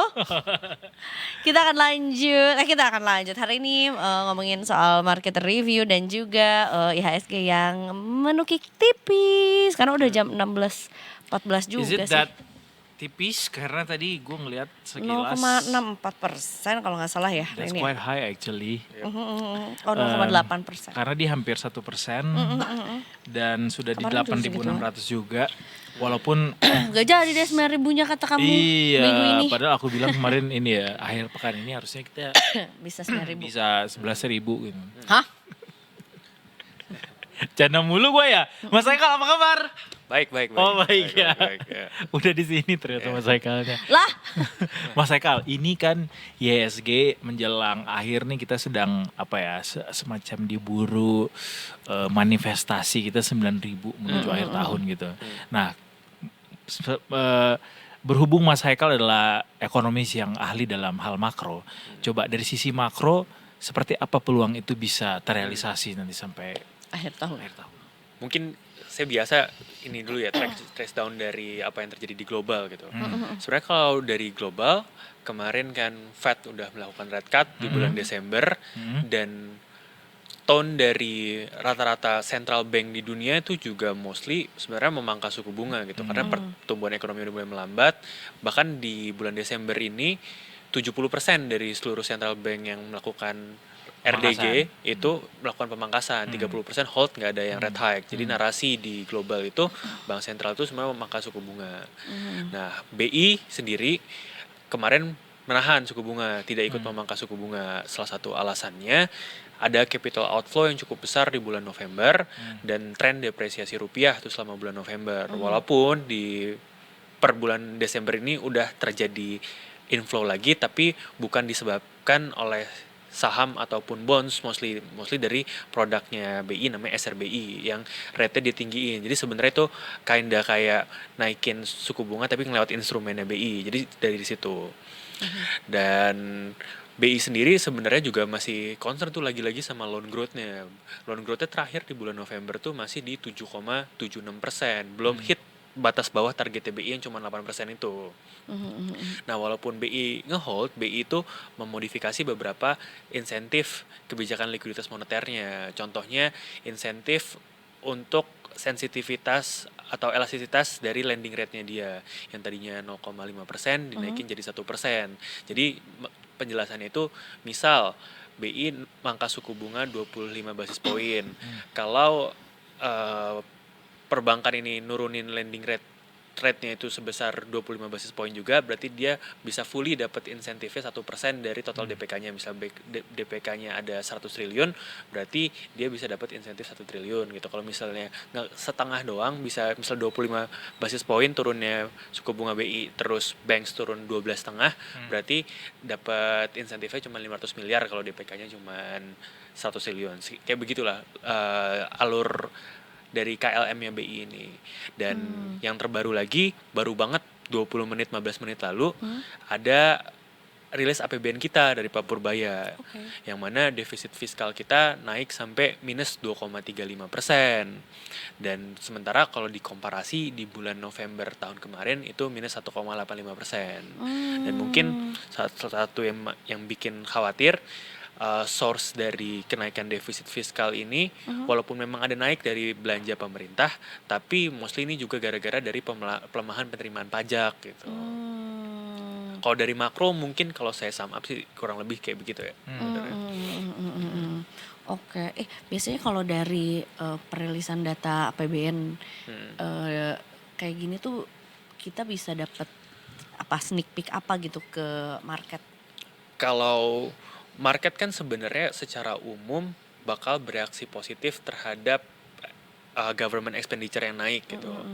Nah, di sini tapi fiscal deficitnya, source-nya itu emang ada kenaikan sedikit dari government expenditure, tapi mostly itu disebabkan oleh perlambatan dari penerimaan pajak, yang mana kalau penerimaan pajak melambat, ini mengindikasikan juga penerimaan negaranya itu juga sedikit gitu kan. Jadi resiko fiscal defisitnya nanti di akhir tahun mepet ke 3% itu juga makin besar gitu. Ya, jadi ya pembiayaan yang ditutupi harus pakai utang, SBN issuance bla bla bla itu makin besar juga gitu. Jadi reaksinya sebenarnya tidak cukup positif. Tapi kalau buat IHSG-nya sendiri, saya melihat itu sekarang udah nggak optimis itu saya untuk ke 9.000 karena saham-saham Konglo itu kelihatannya udah kehabisan bensin juga ini. Jadi di seminggu terakhir ini saham Konglo itu justru turun semua gitu. Turunnya itu cukup dalam, bahkan hari ini tuh mungkin sekitar bisa 3-7%-an gitu. Kemarin juga sekitar segitu. Sentimennya apa itu saham Konglo itu? Kalau saya ngelihatnya sebenarnya lebih ke window dressing di akhir tahun gitu, di mana aset manajemen yang naruh di saham-saham Konglo udah pada capital gain profit udah lumayan tinggi, mereka take profit, dan sekarang malah yang mulai agak naik lagi itu saham-saham yang seperti big banks yang standar blue chip gitu. Ya mungkin mereka rebalancing di akhir tahun ini gitu. Dimana yang tadinya mostly weight di saham Konglonya besar, udah mereka rebalancing ke saham-saham yang fundamental lagi. Tapi bukan berarti episode saham Konglo ini habis. Kalau saya ngeliatnya ini karena menjelang akhir tahun, mereka udah mau penutupan reporting, jadinya mereka ngejualin beberapa sahamnya yang besar di quote-unquote saham Konglo ini dan di diversify lagi ke beberapa saham yang fundamentally good gitu. Tapi menarik tadi Mas Haikal bilang bahwa kayaknya sampai ke 9.000 di akhir tahun ini less likely ya, karena beberapa bahan bakar untuk menggenjot itu tuh udah mulai menipis gitu. Apalagi tadi bilang juga kalau loan growth kita juga masih tetap lamban gitu. Bahkan tadi batas minimum yang cukup pesimistis di angka 8% aja tidak terlampaui gitu. Betul. Jadi dari indikator makro sejauh ini terlihat rasa-rasanya IHSG akan sulit punya bensin yang cukup sampai ke 9.000. Yes, itu satu dari sisi makro. Tapi dan sisi dua, tadinya saya pikir walaupun secara makro not that good, emang Indonesia di tahun ini kayak begitu, at least ada driver saham-saham Konglo ini yang bisa ngedrive IHSG. Tapi ternyata Kendor juga ya. ada variabel yang keomit sama analisis saya, itu bahwa ada aspek window dressing ini di tahun ini. Tapi mungkin aja nanti bisa dikejar ke 9.000 setelah bulan Februari atau setelah tahun depan lah pokoknya. Tapi kalau tahun ini sepertinya kayaknya ya di kisaran range 8.500 sampai kalau mentok banget mungkin 8.700 8.800 sih gitu. Nggak ada yang pengen tuh harus 9.000 pokoknya akhir tahun. Banyak yang penaruh banyak. Semua pasti pengen. Iya Maksudnya kan? kayak harus 9.000 guys biar kita tutup tahun dengan Senyum. konfeti yang meriah gitu, walaupun saat ini di tengah duka gitu. Ya kalau pengen sih pasti pengen, tapi kalau dipaksakan banget kan juga growth yang tidak dari market Tidak base matang ya. sifatnya nggak sustain ya, Ya, jadi tidak terlalu sustainable. spekulatif. Jadinya kalau melihat dari keadaan yang ada dan tren sekarang sih sepertinya masih less likely bisa ke 9.000. Iya, karena kirain di awal bulan ini saham-saham Konglo kan cukup bersinar lah ya gitu. Terus orang-orang larinya pada kemana nih Mas, ke saham-saham fundamental tuh yang seperti apa di akhir tahun? Kalau sekarang sih sebenarnya pasti big banks itu naik 3-4%, tapi ada beberapa saham yang sebenarnya seminggu terakhir ini cukup shining gitu. Saya ngeliat itu sektor LNG gitu. Jadi di Eropa itu ngekat perjanjian impor LNG dari Rusia perpanjang sampai 2027 itu dia nggak mau ada LNG dari Rusia. Jadinya demand buat LNG global itu beralih gitu. Salah satunya ke Amerika. Amerika itu udah naik 40% ekspor LNG-nya ke Eropa, dan itu juga sebenarnya belum cukup untuk menahan harga LNG global. LNG global tuh masih spiking banget. Nah, kalau di saham Indonesia yang terdampak sama sentimen itu adalah sektor-sektor perkapalan yang untuk mendistribusikan LNG. Itu naiknya hari ini aja beberapa semuanya di atas 10% sih udah seminggu terakhir. Jadi kalau sektoral selain dari big banks yang emang mungkin blue chip yang untuk digunakan sebagai rebalancing beberapa aset manajemen, ada juga dari saham LNG ini sih. Kalau net flow sendiri ke equity Hmm. sekarang lebih banyakan mana Mas? Net sell apa? Kalau per bulan November itu capital outflow cukup besar gitu di atas 10 triliun. Tapi kalau Desember ini udah inflow tapi baru sekitar 2 triliun gitu. Artinya asing nih udah mulai ada lagi appetite-nya atau enggak melihat market di dalam negeri? Kalau ngelihatnya sih sebenarnya sekarang ya beli 2 triliun itu belum terlalu signifikan lah gitu. Inflow segitu, dan di bonds itu juga sama sekitar 2 sampai 3 triliun dan rata-rata inflow di Indonesia itu benar-benar di drive dari yang SRBI itu, produk SRBI-nya si Bank Indonesia, karena sama Bank Indonesia SRBI itu kan sebenarnya kayak beli obligasi aja gitu selama tenornya di bawah 1 tahun. Nah, yieldnya itu kemarin bahkan udah melampaui obligasi yang sekitar 5 tahun itu tuh udah hampir level segitu ya kan. Buat asing pasti itu sangat menarik. Iya, Makanya kemarin banyak inflow di Indonesia di bulan Desember ini sampai 20 triliunan soalnya dari situ. Tapi kalau dari equity sama dari bonds itu so-so aja sih. Ada inflow tapi itu saya ngeliat kayak cuman ya karena outflow-nya banyak aja di November. Jadinya ya karena Kelihatan mereka gitu ya. menurut mereka udah cukup murah gitu, beberapa gitu dia inflow lagi walaupun belum begitu signifikan gitu. Tapi keputusan tepat ya BI menahan bunga acuan di akhir tahun ini ya. Kalau menurut saya pribadi ya, karena rupiah sekarang aja udah 16.700, kalau dia dan lagi Amerika juga masih rilis data CPI besok, PCE di hari Jumat nanti. Jadi resiko volatilitasnya masih tinggi. Belum akhir tahun juga ya.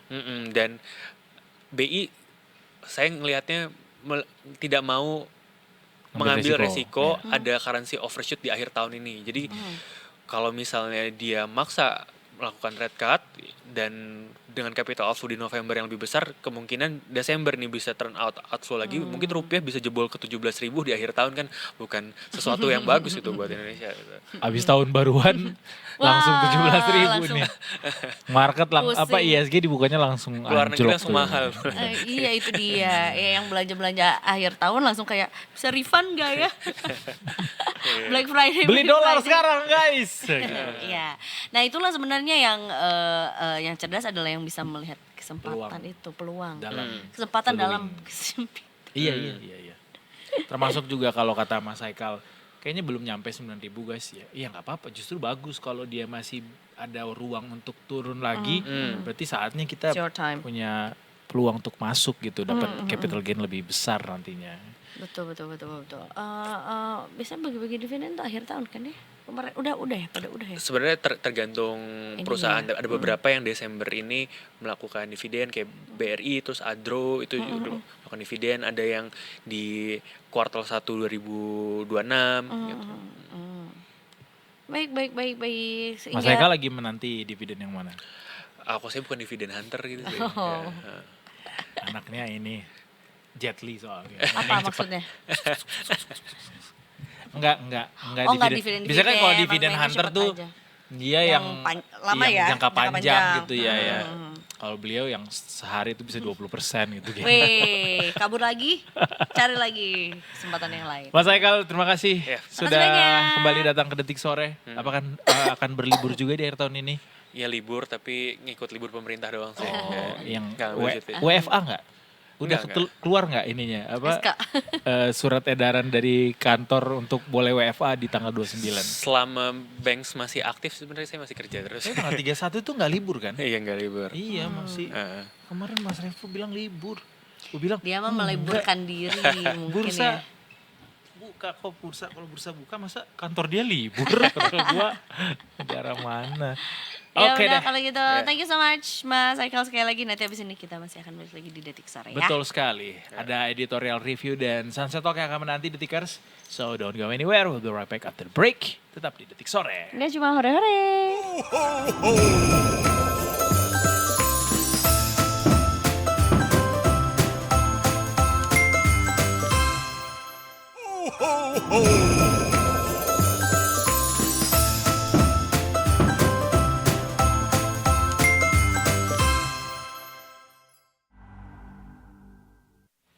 Detik Sore is back. Masih bersama kami di sini Detikers. Kita sesuai janji akan bahas dari sisi pendidikan, penata ulang, penataan ulang, pemulihan bencana di utara Sumatera dari sisi pendidikan. Gitu nggak Iya sih? betul. Susah banget gue Nah mengelaborasi itu dia, karena memang ya salah satu concernnya ya adalah gimana nih nasib adik-adik yang di sana ya, para adik-adik ponakan anak kita juga yang ada di bagian utara Sumatera juga yang memang pasti karena ada bencana tuh udah pasti terhambat gitu ya kegiatan belajar mengajarnya juga. Belum lagi juga sebetulnya kalau dibilang ya kan bisa apa tuh namanya mendapat pendidikan atau belajar di tempat pengungsian, tapi kan it's not the same gitu ya. Ya. Tapi tentunya juga disinilah sebetulnya hadirnya negara gitu ya, untuk memberikan solusi bagaimana sebetulnya pendidikan itu tetap bisa menjadi ya prioritas untuk bisa diberikan sama anak-anak yang ada di wilayah terdampak bencana gitu. Kita akan ngobrol bareng sama Wakil Ketua Komisi 10 DPR RI, Bapak Lalu Hadrian Irfan nih. Selamat sore Pak Lalu. Selamat sore Mas, Assalamualaikum. Waalaikumsalam warahmatullahi wabarakatuh. Selamat sore Bapak, apakah sehat-sehat selalu di sana? Alhamdulillah sehat Mbak. Alhamdulillah, karena cuacanya lagi tidak menentu ya. Betul sekali. Jadi harus ini jaga kesehatan dengan ekstra Benar. juga gitu Harus ya. ada perhatian ekstra juga dari teman-teman di DPR walaupun saat ini di tengah masa reses juga begitu ya, untuk senantiasa mengikuti proses pemulihan yang terjadi di utara Sumatera begitu, khususnya ini dari Komisi 10 Pak Lalu. Kita pengen tanya apa namanya dari kacamata teman-teman di Komisi 10 seperti apa namanya upaya yang seharusnya dilakukan sama pemerintah untuk bisa menata kembali nih pendidikan di wilayah bencana di utara Sumatera, Pak Lalu. Baik Mas, jadi pasca bencana yang terjadi di 3 provinsi Aceh, Sumatera Utara, dan Sumatera Barat, kami di Komisi 10 langsung berkoordinasi dengan Kementerian Pendidikan Dasar dan Menengah maupun Kementerian Pendidikan Tinggi, Sains, dan Teknologi. Baik. Nah, langkah pertama yang dilakukan adalah melakukan mapping atau pemetaan terhadap dampak bencana tersebut bagi siswa-siswi kita yang ada di sana, di daerah yang terdampak, kemudian guru-guru kita yang di daerah yang terdampak, kemudian sarana dan prasarana sekolah, dan sekolah-sekolah yang terdampak oleh bencana banjir bandang atau longsor yang terjadi di 3 provinsi tersebut. Nah, dari rapat koordinasi yang kami lakukan, bahwa data sementara menunjukkan sekitar 2.931 satuan pendidikan. Jadi mulai dari TK, TK, PAUD, SD, SMP, dan SMK yang terdampak itu dengan kategori rusak menengah dan rusak berat. Nah, kemudian ada 180.000 lebih siswa-siswi kita juga terdampak oleh bencana tersebut. Baik. Kemudian guru-guru kita terdampak itu sekitar 17.000 lebih. Nah, dari data tersebut kami di Komisi 10 meminta kepada Kementerian Pendidikan Dasar dan Menengah maupun Kementerian Pendidikan Tinggi, Sains, dan Teknologi untuk melakukan langkah-langkah cepat. Pertama yang dilakukan yaitu segera melaksanakan ruang kelas atau ruang belajar darurat. Ya, artinya karena sarana dan prasarana sekolah ini terdampak, maka pemerintah harus hadir mempersiapkan ruang kelas darurat. Nah, untuk apa? Ya tentu pertama yang harus dilakukan adalah melaksanakan psikososial. artinya trauma healing yang diberikan kepada siswa-siswi kita terdampak, sekaligus dengan perlahan untuk melanjutkan pelajaran yang ada di sekolah-sekolah ketika belum terjadi bencana. Itu yang pertama, mempersiapkan sekolah darurat. Yang kedua, kami juga meminta untuk mempersiapkan school kit, perlengkapan sekolah. Karena kita tahu bahwa dengan bencana yang terjadi tersebut, maka rumah hanyut sehingga ya otomatis perlengkapan sekolah dan sebagainya tentu terbawa oleh banjir bandang atau longsor yang terjadi di daerah mereka. Nah, kami minta Kemendikbudristek untuk mempersiapkan itu. Dan pemerintah sudah mempersiapkan. Kemudian yang ketiga yaitu ya selain psikososial tadi, school kit, yang ketiga kita harus mendata guru-guru kita hari ini yang terdampak. Ya artinya dari guru-guru yang terdampak ini perlu diberikan insentif khusus atau tunjangan khusus agar mereka bisa melangsungkan hidup, melanjutkan hidup, kemudian bisa memberikan dan melaksanakan proses belajar mengajar kepada siswa-siswi kita yang terdampak di situ. Selain itu kami juga minta selain mengirim psikolog juga harus mengirim guru-guru sementara untuk membantu guru-guru kita yang ada di sana. Sementara seperti itu langkah-langkah yang dilakukan, Mas. Dan bagaimana Pak, maksudnya kan ini juga sampai saat ini prosesi atau pelaksanaan untuk memberikan bantuan kepada masyarakat di sana untuk kebutuhan dasar pun juga masih berlanjut gitu. Untuk pendidikan ini siapa yang memastikan atau bagaimana efektivitasnya ini bisa dipastikan di sana Pak? Ya, kami juga di Komisi 10 sudah langsung terjun ke lokasi. Ada yang berangkat ke Aceh, ada yang berangkat ke Sumut, dan saya sendiri kemarin ke Sumatera Barat di Padang Pariaman maupun di Agam sebagai daerah yang terdampak lebih besar dibandingkan di daerah lainnya. Kami memastikan bahwa di daerah-daerah bencana berkoordinasi dengan pemerintah daerah, Dinas Pendidikan setempat, dan UPT Kemdikbudristek yang ada di daerah tersebut dengan BPMP, dengan BGTK untuk memastikan bahwa bantuan-bantuan tersebut tepat sasaran. Nah, yang dilakukan oleh pemerintah dengan hasil rapat kami terakhir dengan Kementerian Pendidikan Dasar dan Menengah adalah di samping school kit juga memberikan bantuan-bantuan bahan pokok, bantuan-bantuan sembako untuk menjamin keberlangsungan selain proses belajar mengajar juga siswa-siswi kita ini harus diperhatikan gizinya. Nah, itulah yang dilakukan dan itu sudah dilakukan. Nah, hari ini kami terus mengevaluasi, terus mengupdate daerah-daerah mana yang belum tersentuh sama sekali. Daerah mana yang sudah tersentuh tetapi perlu penambahan sentuhan lagi. Seperti Kalau itu. dari sisi pendidikan, daerah mana yang paling berat dampaknya untuk fasilitas pendidikan, Pak Lalu? Kalau kami melihat kondisi seperti di Aceh misalnya, di Aceh Tamiang, kemudian daerah-daerah di Biren, di seputaran Aceh Tamiang itu sangat berat memang kondisinya. Kemudian di Sumatera Barat, di Agam, di Padang Pariaman itu rata-rata rusak berat. Termasuk di Tapanuli Tengah, Tapanuli Selatan itu juga sangat terdampak. Jadi Rusak berat daerah-daerah nih berarti sepanjang sampai hancur, Pak ya? ya betul, Sampai rata dengan tanah ya? terbawa banjir, terbawa longsor dan sebagainya. Sehingga kami menyarankan nanti kepada Kementerian Pendidikan Dasar dan Menengah, saat ini kan sedang dibangun sekolah, sedang dilaksanakan proses belajar mengajar di sekolah darurat berupa tenda-tenda dan sebagainya. Ke depan harus kita pikirkan dan anggarkan untuk revitalisasi sekolah-sekolah yang rusak sedang dan rusak berat. Nah, pemerintah harus menganggarkan itu. Di rapat terakhir kami dengan Kementerian Pendidikan Dasar dan Menengah, Pak Menteri sudah siap dan kami juga di Komisi 10 sangat mendukung untuk segera melakukan rehabilitasi terhadap bangunan-bangunan sekolah kita yang hancur. Sudah ada Bencana estimasinya, boleh Pak? terjadi, gimana? Sudah ada estimasinya kah biaya untuk melakukan revitalisasi ini semua, termasuk dari pembangunan satuan pendidikannya sendiri dan juga kepada guru-guru yang terdampak dan hal-hal lainnya?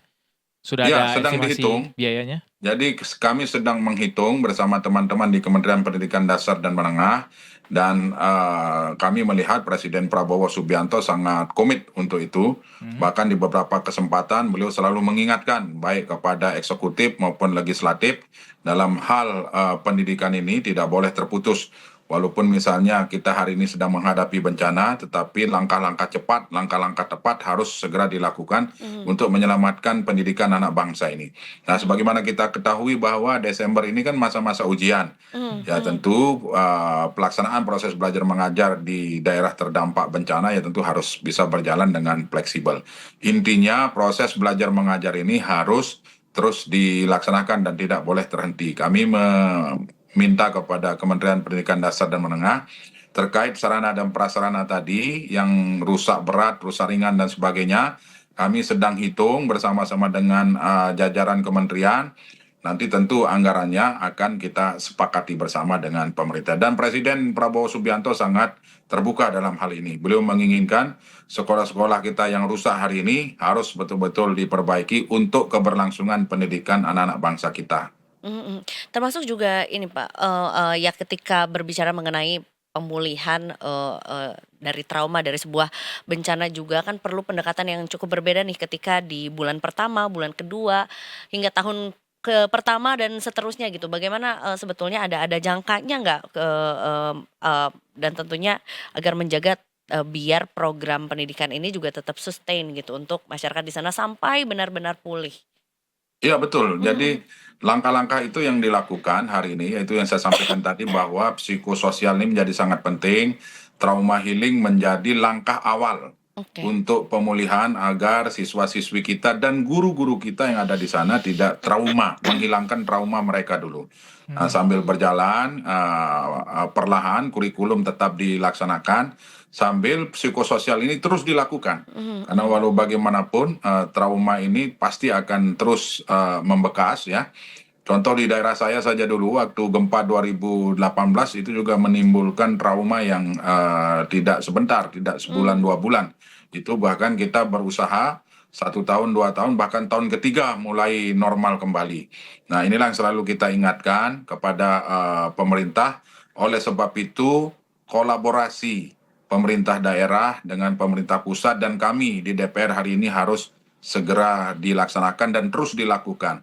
Ini tidak bisa pemerintah daerah sendiri maupun pemerintah pusat sendiri untuk menuntaskan persoalan ini. Kita harus kolaborasi dan sama-sama mencari solusi dengan cepat, dengan tepat agar proses pendidikan di 3 daerah ini bisa, 3 daerah yang terjadi bencana ini bisa segera berjalan dan berlangsung sesuai dengan cita-cita kita bersama. Ya. Sepakat Pak Lalu.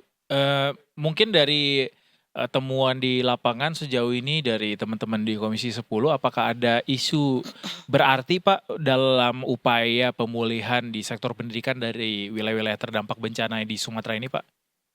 Kami di Komisi 10 memang mengawal ketat ya, melakukan pengawasan dan tentu bahu-membahu dengan mitra kami, Kementerian Pendidikan Dasar dan Menengah. Nah, di Kementerian Pendidikan Tinggi kami sudah menyampaikan ke Pak Menteri untuk memberikan kompensasi bagi mahasiswa-mahasiswa kita yang berasal dari daerah bencana ini.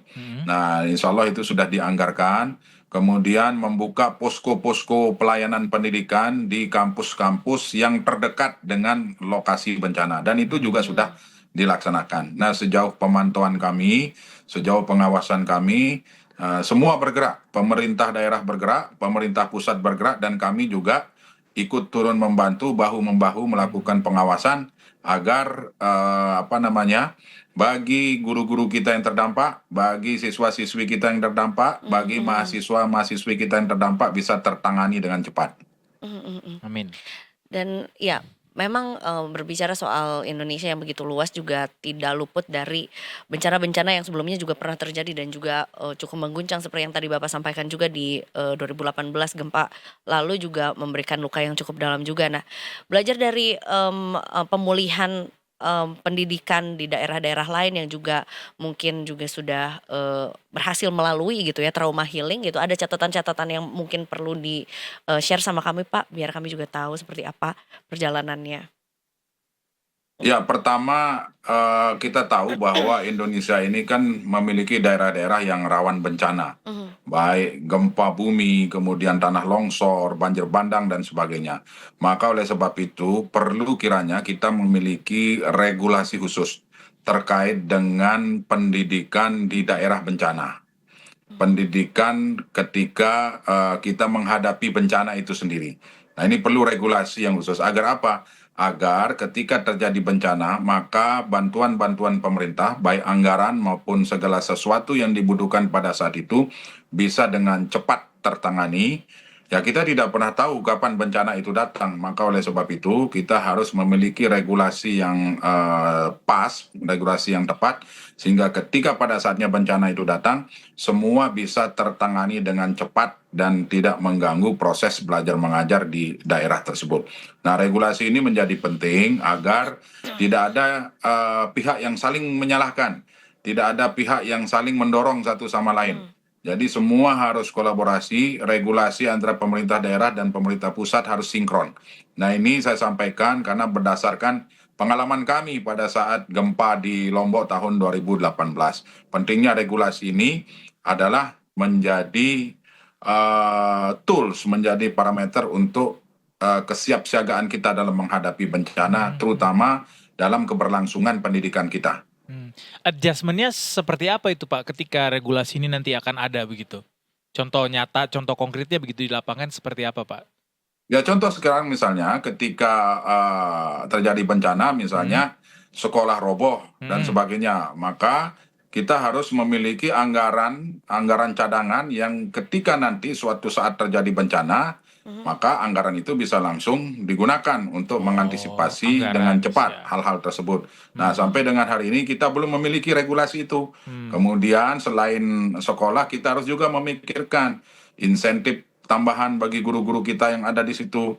Kemudian hari ini kita belum mengetahui, kami di Komisi 10 belum mendapat informasi detail, data detail jumlah guru-guru kita yang hilang. Karena banyak laporan ada di beberapa daerah guru-guru kita juga hilang sebagai korban dari bencana tersebut. Insya Allah nanti minggu depan kami sudah mendapat datanya dan akan kami sampaikan kepada publik untuk mendapat perhatian khusus oleh pemerintah. Baik. Pak, berarti saat ini tahapan pemulihannya itu masih pada pendirian sekolah darurat dan juga trauma healing tadi Pak ya? Atau di mana Pak saat ini tahapnya untuk pemulihan di sektor pendidikan? Ya, target-target sudah kami sepakati, timeline sudah kami buat. Baik. Hari ini memang proses trauma healing, kemudian pendirian sekolah-sekolah darurat untuk menjamin keberlangsungan proses belajar mengajar tetap berlangsung. Bantuan-bantuan makanan kepada siswa-siswi kita dan keluarganya, kemudian kepada guru-guru kita yang terdampak beserta keluarganya. Nah, kemudian bantuan-bantuan perlengkapan sekolah dan sebagainya. Proses trauma healing terus dilakukan dan menjamin juga kesehatan dari siswa-siswi kita. Kita tahu bahwa di sana sanitasi, air bersih dan sebagainya sungguh sangat kurang sekali. Tapi tentu kami juga mengapresiasi langkah-langkah dan upaya yang dilakukan oleh pemerintah pusat melalui Kementerian Pendidikan Dasar dan Menengah, terus bahu-membahu terus melakukan dan mengirimkan bantuan-bantuan kepada daerah-daerah terdampak. Kami hari ini sedang menyisir juga anggaran-anggaran yang tidak terpakai atau yang belum terpakai untuk kita segera menggunakan untuk menangani daerah-daerah, 3 daerah yang terdampak bencana banjir dan tanah longsor tersebut. Aspirasi dari Komisi 10 kapan Pak timeline ini seharusnya bisa berakhir gitu Pak? Artinya Dan target ya pemulihan sepenuhnya itu sudah selesai gitu. Target dari Komisi 10 seperti apa Pak?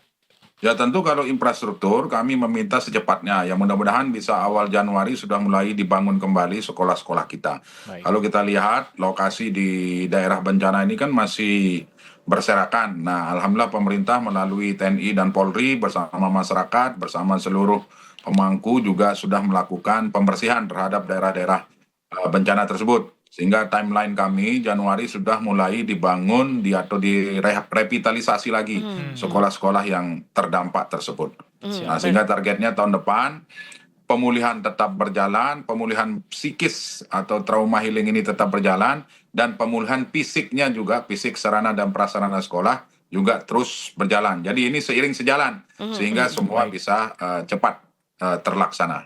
Baik. Terakhir deh Pak, sebelum menutup juga sesi ini, sebetulnya juga yaitu tadi balik lagi soal Indonesia yang memang diterpa ya maksudnya sudah banyak musibah atau Rawan bencana, bencana. rawan bencana juga terjadi.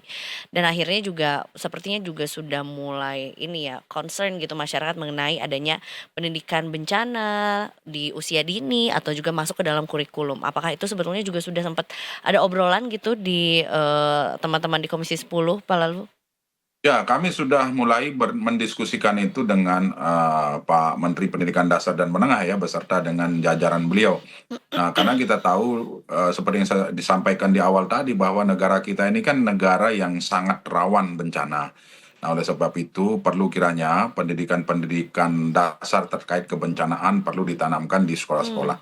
Bahkan hari ini ada juga yang melakukan judicial review terkait dengan kurikulum di Sisdiknas bahwa pengetahuan tentang lingkungan, ilmu lingkungan itu menjadi hal yang sangat penting. Nah, gagasan-gagasan seperti inilah yang perlu kita diskusikan bersama ke depan agar kita bisa mengantisipasi segala kemungkinan, segala kejadian-kejadian yang akan terjadi sehingga kita lebih siap lagi untuk menghadapi hal tersebut. Baik. Sepakat Baik. Pak Lalu, terima kasih banyak anyway untuk Baik. waktunya yang sudah disediakan buat Detik Sore hari ini. Semoga kita titip juga ya ke Pak Lalu dan teman-teman Komisi 10 untuk bisa Betul. terus Siap. mengawal ini ya sampai nanti semua teman-teman di sana juga bisa pulih seutuhnya Betul. dari Siap, siap, sisi siap. pendidikan. Dan ya. juga tentunya itu tadi ya, pendidikan adalah hak dari setiap Betul. masyarakat Indonesia juga. Jadi tentunya kita dukung terus dan juga kita doakan semoga bisa terlaksana dengan baik dan juga Amin, efektif. amin. Terima kasih banyak Bapak Lalu Hadrian Irvani, Wakil Ketua Komisi 10 DPR RI. Selamat sore dan sehat selalu, selamat bertugas kembali Pak. Terima kasih Mbak, terima kasih Mas. Terima kasih, Assalamualaikum. Pak. Waalaikumsalam warahmatullahi wabarakatuh. Kita break dulu Detikers, abis ini kita punya sesuatu yang tidak kalah menarik. The last but not least, kita akan bahas kembali soal yang berkilau-kilau. Wow, Shining Shimmering Splendid untuk menutup sesi sore kita hari ini juga ya. Siapa yang mungkin tahun 2026 resolusinya adalah pengen memperbanyak investasi emas mungkin ya kan? Wah. Biar makin kece lagi. Sebuah instrumen yang tidak lekang oleh waktu karena dari zaman nenek moyang kita dulu sampai sekarang masih tetap aja diburu ya. Sampai nanti kita jadi nenek-nenek ya. Insya Allah ya. Insya Allah ya. Detikers, habis ini kita akan bahas bersama-sama. Jangan kemana-mana, makanya tetap di Detik Sore. Enggak cuma hore-hore.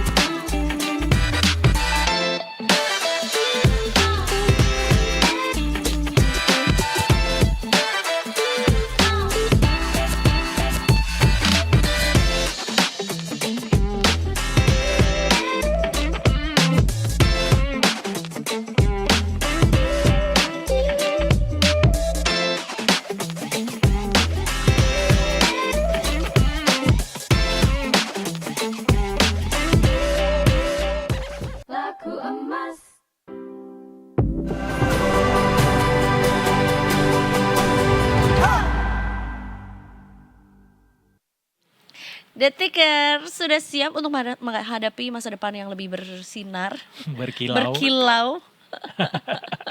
Kita akan bicara lagi soal emas, bagaimana saat ini salah satu komoditas paling tua di Indonesia untuk bisa dijadikan instrumen investasi ini masih terus-terusan jadi buah bibir di banyak orang. Apalagi sekarang ini trennya naik kembali harganya menjelang akhir tahun ya. Mungkin orang-orang juga lagi pada berburu emas juga. Nah. Jadi biar nggak ketinggalan sama trennya, biar nggak cuma FOMO doang. Nah, Itu dia. kita bahas bersama kali ini.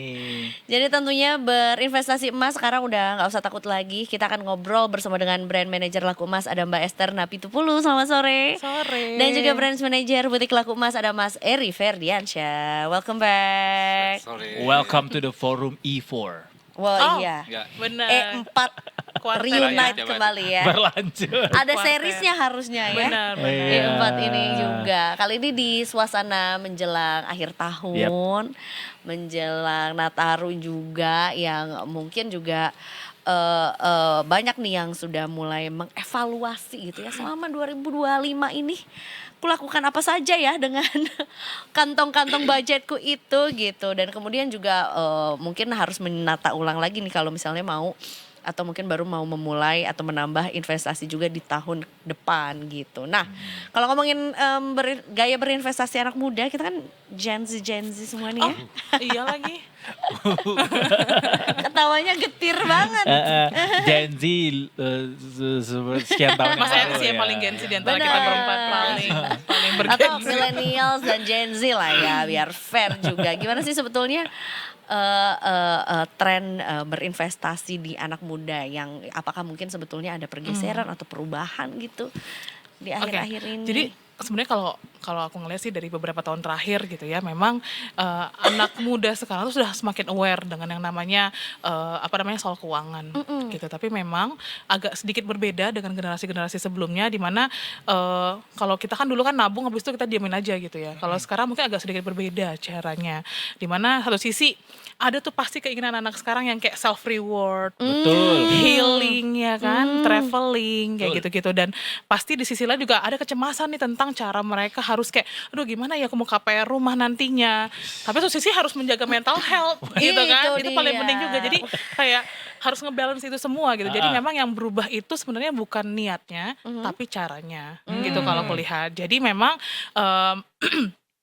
itulah yang melatar belakangnya kita bahwa anak-anak muda sekarang tuh lebih mencari sesuatu yang semakin fleksibel, bisa dimulai dengan nominal yang kecil, dan udah pasti menguntungkan gitu kan. Right. Dan saya rasa emas itu again adalah satu instrumen yang sudah turun temurun, ditambah dengan sekarang sudah ada emas digital yang bisa menjawab kebutuhan itu gitu sih. Right. Jadi fleksibel, mulai dari kecil, dan again digital. Ya kan And anak it's sekarang kan sangat sudah Gen sangat Z itu ya. Iya, Gen sudah Z. sangat sesuai gitu dengan generasi sekarang. Benar, karena kalau dihitung berapa banyak sih Gen Z yang punya brankas di rumahnya? Exactly, Ya kan? exactly. Apalagi kan kalau SDB itu kan berbiaya ya, kalau di bank. Jadi memang kami rasa bahwa emas digital ini cocok dan sangat bisa menjawab kebutuhan itu. Gitu. Ada ya Gen Z punya brankas ya? Iya Ada kan? kalau Gen Z-nya ada. kayak yang udah Oh, kayak iya. dari lahir. Oh, pantas di rumah gua nggak ada. Aku jadi penasaran, Mas Eri, kalau di butik sendiri, Iya. ya kan Mas Eri ini pantau butik nih ya. Bukan lagi. Antrean di butik tuh banyaknya sekarang di toko emas tuh kalau misalnya datang ke butik anak-anak muda, demografinya apa anak-anak seukuran orang tua kita atau yang nenek-nenek atau gimana? Pada dasarnya sih kalau di butik laku emas ya sekarang yang kunjungan banyak orang yang visit datang ke butik laku emas itu malahan kebanyakan dari usia 19 sampai 30 tahun. Wah, Itu kan- teman-temanku. Iya betul. Yang 19 yang 30. Itu kan lebih ke apa? Iya, iya. Mereka itu awalnya mungkin tidak terlalu melek terhadap emas ya. Mungkin dengan sekarang rame FOMO itu mereka mulai mau nih membeli emas, mulai membeli emas, menabung emas untuk investasi jangka panjang sih seperti itu. Oh, jadi emang kerasa tuh ya pergeseran tren itu dari yang tadinya kita taunya orang-orang tua kita tuh yang pada beli emas, sekarang anak-anak muda Betul, justru yang udah betul. mulai melek gitu. Iya, dan Kalau ngomongin soal laku emas juga kan sebetulnya juga pilihannya ada di tangan kita gitu ya. Betul. Misalnya mau digital ataupun Betul. mungkin langsung datang ke butik karena kalau aku tuh seneng berinvestasi yang bisa aku lihat gitu Betul, ya kan. betul. Itu tuh berarti dua-duanya opsinya ada di laku emas dong. Sudah pasti ada. Jadi kayak kalau dulu gitu ya, mungkin kita kayak kalau misalnya kita ngomongin gifting gitu ya. Dulu kan kita kan kalau kasih kado, angpau atau emas fisik itu kan emang udah jadi nature-nya gitu ya, dan memang gaya hidupnya tuh udah berubah gitu. Tapi gimana kalau misalkan orangnya udah pindah kota, udah pindah iya. mungkin negara kayak gitu-gitu. Nah, hadiah pun atau gifting season pun tuh diharapkan bisa lebih fleksibel juga. Jadi muncullah satu emas digital ini juga yang bisa menjawab itu lagi. Gitu, bahwa kalau mau ngasih kado itu nggak perlu harus fisik juga. Kita bisa langsung transfer emas ke mbaknya, masnya gitu, dan langsung bisa punya emas juga gitu. Wow. Jadi saya rasa dengan perkembangan zaman, perkembangan tahun juga sudah semakin bisa lebih fleksibel ya. Betul. Iya, Banyak iya, pilihan iya. sih. Ya. Banyak Semakin banyak Ya. pilihan gitu. Oke. Bentar-bentar soal transfer transfer emas emas tuh tuh gua baru- menarik sih. Kalau Kak Edo tamunya transfer pemain ya kita ya. Iya bener, bola. Transfer emas tuh gimana Mbak Esther? Jadi kita tuh di aplikasi kita, di Laku Emas tuh ada fitur namanya transfer emas. Oke. Jadi misalkan nih nanti aku mau kasih hadiah tahun baru buat Kak Edo gitu ya, nanti aku bisa langsung transfer. Aku ada bisa lewat QR Oh, atau gitu. langsung transfer ke rekening Dengan Laku catatan Emasnya. punya akun laku Laku emas emas masing-masing ya. Obviously Iya, iya, gitu. iya. Jadi nanti aku tinggal transfer ke Mas Edo gitu kan, 1 gram misalnya. Amin. Kayak Nggak gitu. disorot lagi gua. Jadi intinya sangat fleksibel di Iya. situ. Jadi Oh. Laku Emas itu again tadi kan banyak yang berpikir bahwa emas digital tuh kan beda sama emas fisik, padahal sebenarnya enggak. Emas digital sama emas fisik tuh sama-sama emas, Iya, cuman iya. caranya aja yang Yang beda. berbeda. Berarti Gitu. semua orang harus download laku emas biar bisa saling transfer. Itu betul. Seru juga ya. Jadi kayak kalau bingung nih kado ulang tahun daripada nggak kepake. Transfer emas. Transfer emas. Itu tuh berarti Dari gimana 50.000 ya? Bisa ya? 50.000 sudah berarti bisa. bisa per gramasi atau per jumlah uangnya? Value. 50.000. Ya kan daripada 50.000 hanya beli kopi atau matcha. matcha. Iya kan? Macet sih. Gitu Matcha kan? terus Gitu. nih Karena hidup memang kita. sebenarnya emas fisik itu memang memberi kita memberi rasa memiliki secara langsung Betul. gitu ya. Tapi memang ada konsekuensinya, yaitu penyimpanan dan keamanan dan likuiditasnya. Tapi kalau emas digital itu tuh hadir bukan untuk menggantikan, again. Mana sekalian berpikir bahwa emas digital tuh hadir untuk menggantikan, tapi enggak. Emas digital tuh justru hadir untuk menjawab kebutuhan zaman. Sekarang aja kita kayaknya nggak ada ya, kayaknya yang bawa cash keras di dompet lebih dari Betul. Iya, 500.000 nggak sih? Justru menambah keamanan ya. Betul. Lebih Gitu. safety sih sebenarnya. Iya. Beda sama fisik kan emang kita penyimpanan di rumah ya, misalkan kita pergi emasnya di rumah kan khawatir ya. Tapi kalau emas di kita kemanapun kita pergi itu tetap ada di aplikasi kita, di HP Iya. kita. Tapi Mas Eri, mungkin orang-orang berpikir ini kita nabung-nabung digital, emang kalau kita cairin nanti ada fisiknya gitu. Gimana Laku Emas menjawab itu? Kalau di Laku Emas di aplikasi ya, aplikasi itu kan banyak pilihan ya. Itu customer bisa menyimpan di sana, bisa jual di aplikasi juga, atau bisa tarik fisik gitu kan. Tarik fisik itu pilihannya banyak, apakah nanti kita mau pengambilannya di butik Laku Emas Iya. atau termasuk di ekosistem kita yaitu di CMK Group. Di Sentral Ya, Mega di Sentra Kencana. Mega Kencana. Itu nanti di sana ada pilihan apakah mau ke The Palace, Preenko atau Mondia. Itu nanti tinggal kita pilih mau pengambilannya nanti di mana seperti Jadi itu. toko-toko itu bisa mencairkan emas kita gitu ya, Betul, memfisikkan betul. emas kita. Sebenarnya gini, menyambung dari Mas Eri gitu ya. Sebenarnya kenapa sih orang selama ini suka nggak percaya dengan hal-hal yang berbau digital? Karena offline-nya nggak ada. Betul, Benar nggak? Iya. betul. Ya, nah kami tuh mau gimana menjawab tuh? itu bahwa Oke. sebenarnya keamanan itu tuh bukan hanya soal teknologi, tapi rasa kepercayaan dari customer gitu kan. Dan kami menjawabnya dengan apa? Bahwa kami tuh punya toko-toko offline.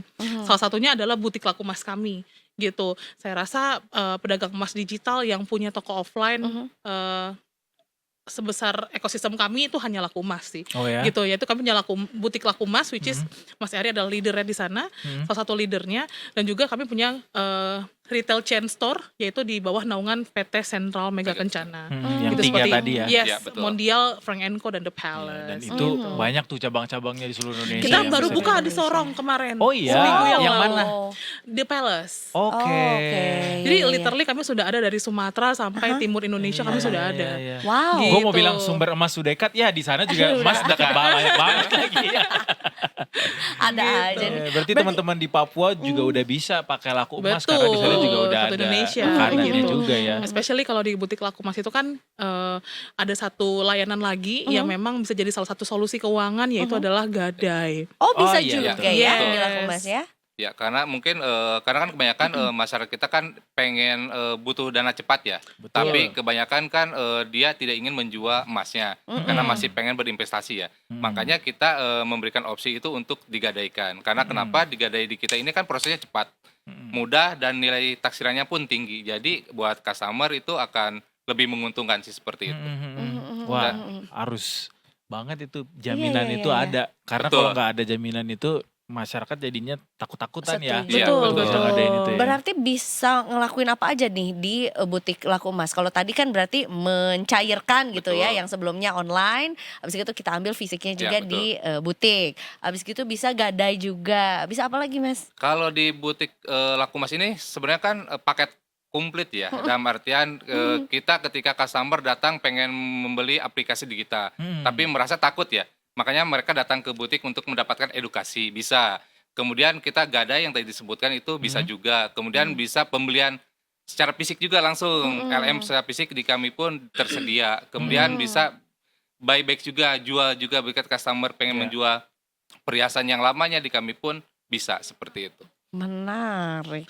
Again, Menarik, karena menarik. kami melihat ya bahwa banyak sekali yang berpikir bahwa angka yang muncul di aplikasi itu bukan hanya sekedar angka gitu, tapi memang representasi dari emas nyata gitu. Jadi again, laku emas ini mau menjadi satu tempat platform yang membuat customer tuh cerdas gitu, atau investor ya, I would say smart investor. Kenapa?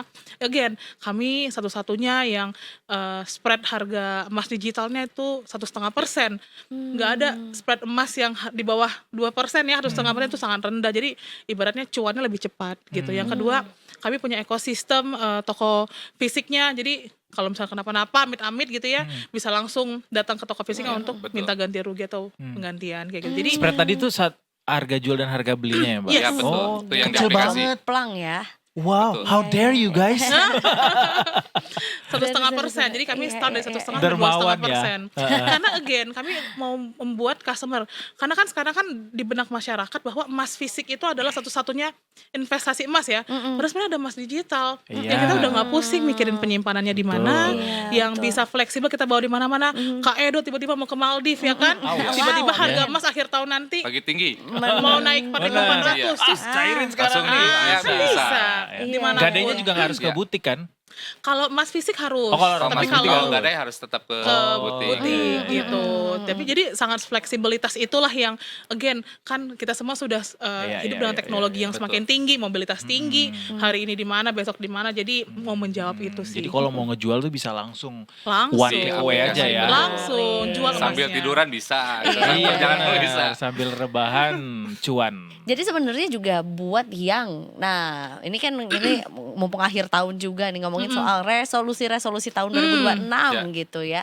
Ini udah gak ngomongin tren lagi, tapi juga soal ya berinvestasi tuh harus gitu. Iya, Dan betul. memang bisa mulai dari mana aja dan kapan aja ya.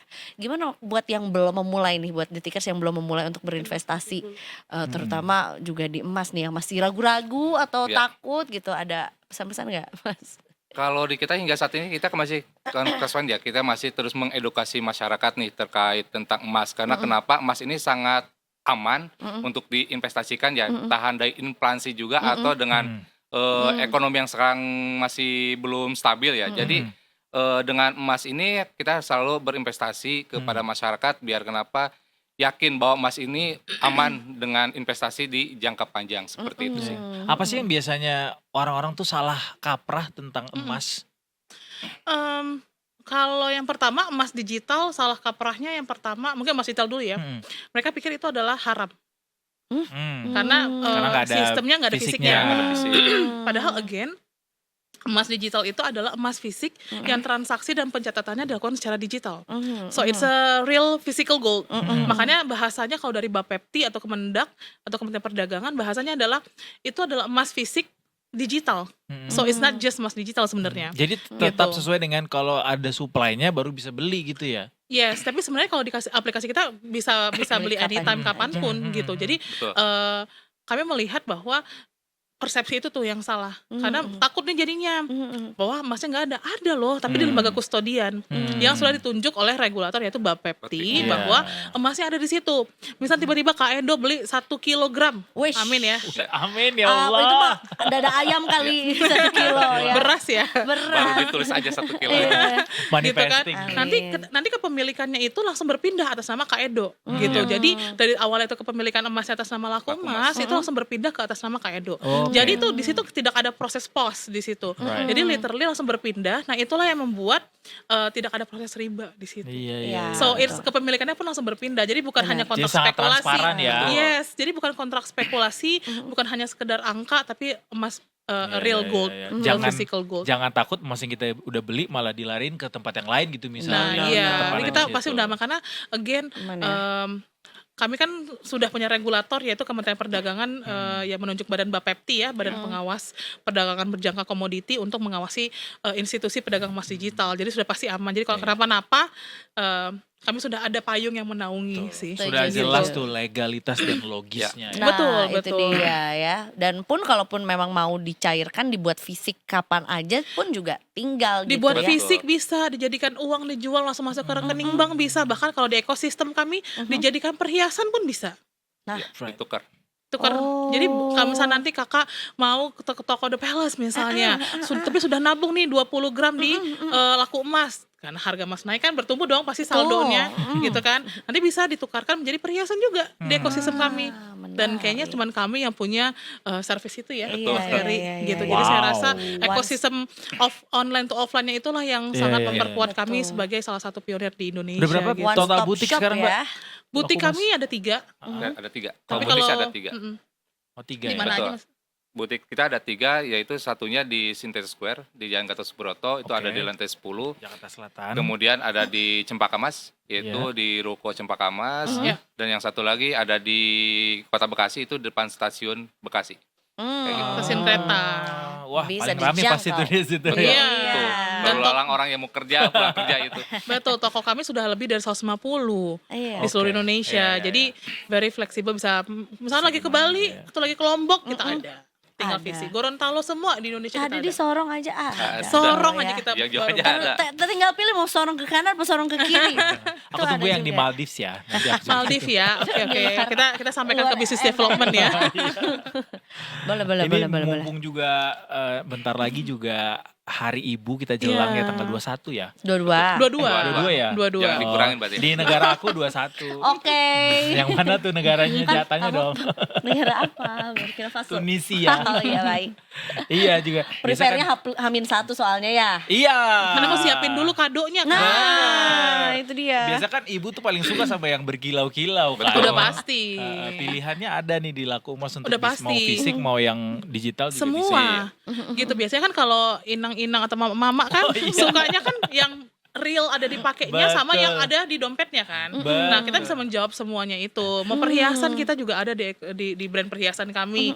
Kalau mau investasi emas juga ada di Laku Emas. Right. Tapi kan gitu. udah mau libur, mau banyak tanggal merah juga. Gimana tuh Mas? Ada nggak? Kalau di kami butik Laku Emas ya itu setiap hari buka walaupun tanggal merah ya kita tetap bisa Luar melayani. biasa. Kasih applause guys. Tidak tidur Mas Tidak Eri. ada. Tidak ada tuh tanggal Iya, merah, nggak kuning, ada. hijau, ungu, Hijau nggak semua. ada ya. Nggak ada libur-libur ya. Oke, Kita oke, oke. Jadi fokus aman ya kalau Aman. misalnya menyediakan ternyata pelayanan. dadakan nih Betul. misalnya mau beli fisiknya aja karena udah keburu mau mudik Ya. gitu ya. Ya. Langsung menuju aja ke butik Butik Laku Laku Emas Emas. Tapi ya. gue penasaran deh tadi. Tadi sempet Mbak Esther bilang dompet gitu. Kalau kita beli emas di pasar kan pakai dompet tuh ya Mbak ya. Betul. Kalau di butik Laku Emas kita dikasihnya Ada, kayak- juga ya. ada Ada pouch, pouchnya. Oh, ada ada pouch pouch Laku ya. Emas, ada tumbler semua ada. Wah ada. Tinggal Oh dikasih tambah emas Ya, juga. ada. Bisa. Bisa disediakan. Full tumbler. Transaksi-transaksi yang spesial kita akan berikan souvenir spesial juga. Right. Wow, mantap. Udah. Kapan butuh cincin? Oh, lagi Aduh, butuh. sebuah pertanyaan. Buat mamanya. Buat banyak orang. Saya suka bagi-bagi. Oke. Bagi cincin. Aneh banget. Bagi-bagi harapan ya.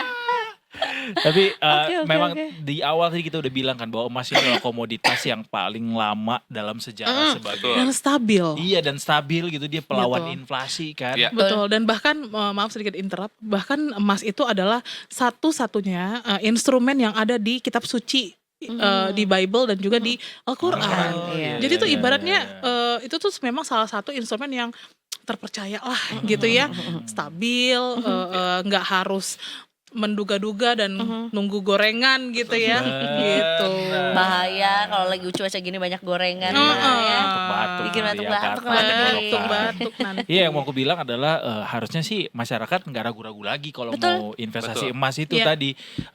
Mau udahlah dia sudah terbukti akan waktu gitu Iya. kepercayaannya, dan juga sampai saat ini juga orang-orang juga banyak yang melakukannya, dan saat ini juga dipermudah lagi sama laku emas dengan one click away sambil Betul, membantu ya, kata orang sendiri. betul. Jadi Iya.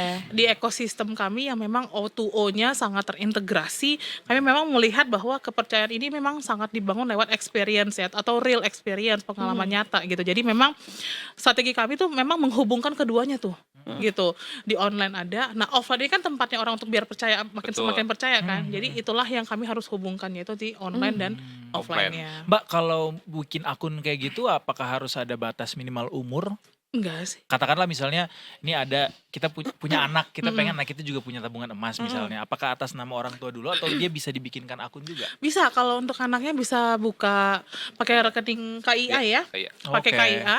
Nanti kalau kayak di bank rekening QQ gitu. Jadi Bukan nanti QQ yang itu ya. bukan. Ada tetap nama orang tuanya. Betul. Jadi nanti Oke. ketika difoto untuk upload identitas itu difoto Oke. orang KTP orang tua dan juga anaknya. Iya. Jadi nggak hanya bisa buka akun untuk tua. suami Dewasa. istri, Iya, iya, orang anak juga dewasanya, tapi bisa. kan anak juga bisa diajak Wah, itu belajar. investasi Iya. luar Itu biasa terjadi sama tuh. keponakan saya kemarin. Ketika harga emas sampai dia bilang, "Kemarin kok Boyo kok harga emasnya turun?" Itu emang dari dunianya tuh. Bukan laku emasnya yang bikin turun gitu. Berarti Jadi harus semangat dia sering-sering ketika baca artikel di laku emas. betul, Benar. karena dia melihat ketika dia melihat Memantau harganya terus. hijau tuh dia langsung kayak aku dapat untung, dapat cuan gitu. Iya, Good start lah itu. mempersiapkan Yes. dari sekarang ya. Kamu udah mempersiapkan juga. Iya, belum ada juga anaknya udah gue persiapin nih. Bagus, karena hari yang paling tepat untuk berinvestasi adalah hari ini. Betul, Betul, betul, ya kan? betul. Karena harga hari ini adalah harga termurah untuk di masa depan. Exactly. Benar-benar. Jadi harus jangan tunggu dulu. Apalagi kan di laku emas cuma 50.000. Iya, Mulai dimulai dari dari 50.000. Gitu, hari ini 50.000, aja. besok 100.000, nanti kalau gajian 5 juta Nah. gitu kan. Itu dia. 50.000 Udah kali sesuai- 365 hari. Lumayan tuh. Udah sangat lumayan banget, itu udah 8 juta lumayan. something loh. Iya. Iya. Gitu. Nggak berasa emang, karena repetisi itu repetisi dari sebuah konsistensi itu yang penting ya, Mbak. Betul. Jadi sisihkan bukan sisakan. Betul sekali. Sepakat. Setuju. Jadi gimana Detikers sudah mulai memasukkan nominal sisa Iya. tahun ini ya Step kan? pertama bisa dimulai dari download dulu ya. Dari Betul. download Aplikasi dulu. Laku Emas sudah ada di Play Store, ada di App Store juga Betul. ada. Ya. Oke, baiklah kalau begitu thank you so much ya Mbak Thank you Esther, so much. Mas Eri. Ada lagi mungkin yang Terima Detikers kasih. juga wajib tahu biar makin semangat juga berinvestasi tahun depan. Mm-mm. Mungkin kalau dari aku, again kalau emas itu salah satu instrumen yang paling stabil di dunia. Jadi jangan takut, mulai dulu aja dan sekarang sih, nggak usah tunggu-tunggu Iya, iya. gitu. Dimulai dari Dimulai bikin dari akun sekarang. dulu aja. Daripada hanya stop di dompet digital mungkin ya, nggak bertambah, nggak bertumbuh gitu ya. True Gitu. that. Jadi again kami melihat bahwa bukan hanya soal online versus offline, tapi memang soal kontinuitas pengalaman, Betul. experience-nya, continuity-nya gitu. Jadi kami ingin orang tuh merasa bahwa investasi emas digital bukan sesuatu yang jauh atau sulit atau rumit Betul. gitu, tapi memang sangat simpel, sederhana, makanya coba dulu aja. Coba Kalau dulu. Mas Eri, Mantap. mungkin dari Mas butik? Eri silakan. Mungkin kalau dari Buti sih kita nambahkan ya. Jangan hanya cuma ikut yang viral ataupun FOMO ya. Cuma mungkin berinvestasilah dari mulai sekarang. Karena kapan lagi kalau nggak hari ini. Karena emas semakin hari harganya semakin tinggi. Betul. Ya mungkin berinvestasi mulai dari sekarang. Dan Betul. khususnya investasinya di laku emas Iya karena dong. terjamin terpercaya seperti itu. Sepakat sekali, gue juga Eh. nge-encourage buat semuanya dimulai dulu, bikin akunnya dulu aja guys. Ya. Jadi download, bikin akunnya, terus mulai dari 50.000 aja. Untuk nextnya ya biarlah waktu nanti akan menjawab ya, tapi paling enggak mulai dulu langkah itu. Siapa tahu nanti ada konsistensi yang pada akhirnya untung kemarin itu gue dengerin Detik Sore jadi gue Betul. mulai. Nah. Jadi gitu. Jadi Itu dia. Jangan sampai let's go. ketika nanti tahun 2026 harga emas makin naik, kita cuma jadi penonton. Iya benar. Kita harus menjadi Nyesel orang yang doang. merasakan Jangan tap in nyesel di situ. akhirnya kan ya. Udah gitu gue Setuju. sangat tertarik tadi yang spreadnya cuma 1 sampai berapa? Mbak? Satu Satu setengah setengah. persen. Tuh, itu tipis 1,5%. banget guys. Pertama, Emas gitu. fisik itu rata-rata di 6 sampai 13%. Iya Iya ya. benar, makanya Luar mereka kayak biasa loh, booking keren coupling di surga. Dermawan banget ya jadinya ya. Oke, sekali lagi Lagi-lagi. terima kasih Thank you so much. Mbak Esther, Mas Mas Edo, Eri. Kak Elza, Terima sama-sama, kasih. so sama-sama. Dan tentunya kita nantikan main-main lagi ke Detik Sore lagi ya. Siapa tahu nanti mungkin punya informasi yang lain lagi juga dari laku emas karena tentunya kita tertarik banget nih untuk Iya dong. berinvestasi juga. Apalagi juga menjelang tahun 2026 ya kan, fresh start juga untuk bisa berinvestasi yang aman dan terpercaya. Betul sekali Detikers, dan terima kasih sudah menyaksikan Detik Sore dari jam 3 tadi sampai ke jam setengah 6 sore ini. Kita pamit dulu, tapi besok akan ada lagi dan minggu depan kita lanjut lagi dari jam 3 sampai setengah 6 sore. Oke, sekarang waktunya Iza Malvira pamit. Edward Rusmoragir pamit dan seluruh kru yang bertugas hari ini juga pamit. Tagline Detik Sore masih hafal kan guys? Gak cuma hore-hore. Nah, kita tuh bareng-bareng ya. Ketemu Iya. lagi besok tentunya cuma di Detik Sore. Nggak cuma hore-hore. See you. Download.